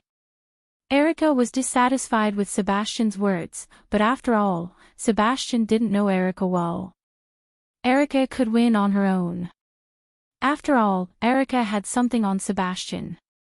The two girls retorted, unwilling to be outdone. "Please calm down, Miss Erica, Miss Liliana. The battle between Lord Wu Ming and Marquis Warban is over." Sebastian calmly said something that couldn't be calmed down. The two girls were shocked. Then, they hurriedly rushed to the top floor. Sebastian, on the other hand, began to walk downstairs. "There's nothing else for me to do. Should I go back to Italy first or stay in England for a while?" Sebastian rubbed his chin. "I remember there was a shop selling biscuits that were very popular on the way here. Should I go and try it?" Sebastian's figure gradually disappeared into the corridor as he spoke. At the top floor of the building, Wanli Furo was sitting in the center of the magic circle in fear. "God, please protect me." Wanli Guyoli closed his eyes and clenched his fists, praying non-stop. Guyoli did not look at Marquis Warban, who was sitting on the throne and looking at the crystal ball beside him. She knew how terrifying the gods' lairs were, not to mention that the one on the throne was the most senior and most brutal of the 7 gods' lairs she had met 4 years ago. Originally, Guyoli had been prepared to sacrifice himself before the ceremony, but Marquis Oban, servant of Death's cage, shattered his resolve. That was the ability to turn the humans, divine beasts, demons, and artificial creatures with souls they had killed into living corpses. In other words, the living dead would be preserved in the world and become absolutely loyal servants. In this way, even if Wanli Guyusher were to sacrifice himself, he wouldn't be able to avoid being stabbed by Marquis Oban before committing suicide. In the end, he would still become Marquis Oban's servant. Thus, as if he had accepted his fate, Yoritani accepted Marquis Warban's request and accepted the fate of being the only supporter of the ritual to summon the god of disobedience. Seeing Miss Liliana being sent out by Marquis Warban, Wanligiga knew that the other king had arrived. "It seems like the summoning god relic is in the king's hands," Wanligiga Yoli thought to herself. She then shook her head. This had nothing to do with a witch like her who had no right to speak. At most, she would interact with the king later. Soon, the other king arrived before Marquis Warban. "Looks like a young king." Wanligiga Yoli stopped looking after glancing at the king. One had to know that kings were brutal. Perhaps the king would punish him for looking at the king a few more times. While the two kings were talking, Wanligiga Yoli heard that Liliana had been killed by the invading king. Miss Liliana, the kind-hearted Wanligiga Yoli, was a little sad.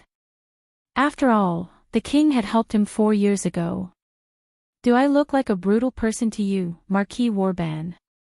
However, the new king said. Is Miss Liliana all right? Wanligugayoli was secretly relieved when he thought about this. Subsequently, the intense battle that Wanligugayoli expected did not happen.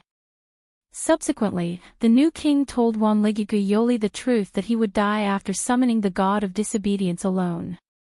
Wanligugayoli was shocked. After all, Marquis Warban did not tell him about this. Wanligugayoli had lost all hope. He would die no matter what in front of the two kings. And yet, the new king was standing in front of him. Then, I take back what I said earlier. Today, I'll fight you as the god of disobedience, Warban. The god of disobedience. Wanligugayoli seemed to have heard something incredible. Let me carry out my identity as the god of disobedience again. I'll protect the humans and this witch. Protect me. Wanligugayoli was doubtful. She could not believe that the Devil King, the God Slayer, would protect a witch like her. After the two kings unleashed their powerful devil powers, the new king took out a strange dark scepter. The moment he chanted an incantation, the two kings seemed to have been sucked into something and disappeared into thin air. Wanligugayoli did not think of running away. Even if she did not know where she would go. Moreover, the Devil King would definitely catch her again. The two kings must be fighting in some unknown place. For some reason, Wanligugayoli hoped that the new king would win more than Marquis Warban. Perhaps it was because of the words, "Protect this witch," Wanligugayoli thought. God, please protect me, protect me. Then, Wanligugayoli returned to the state where she clasped her hands and closed her eyes in prayer. However, compared to the previous prayers to the gods, this prayer was more specific. Darkness shrouded the whole. Only the ritual fire was left, shining in the darkness, protecting the witch who was praying to the gods.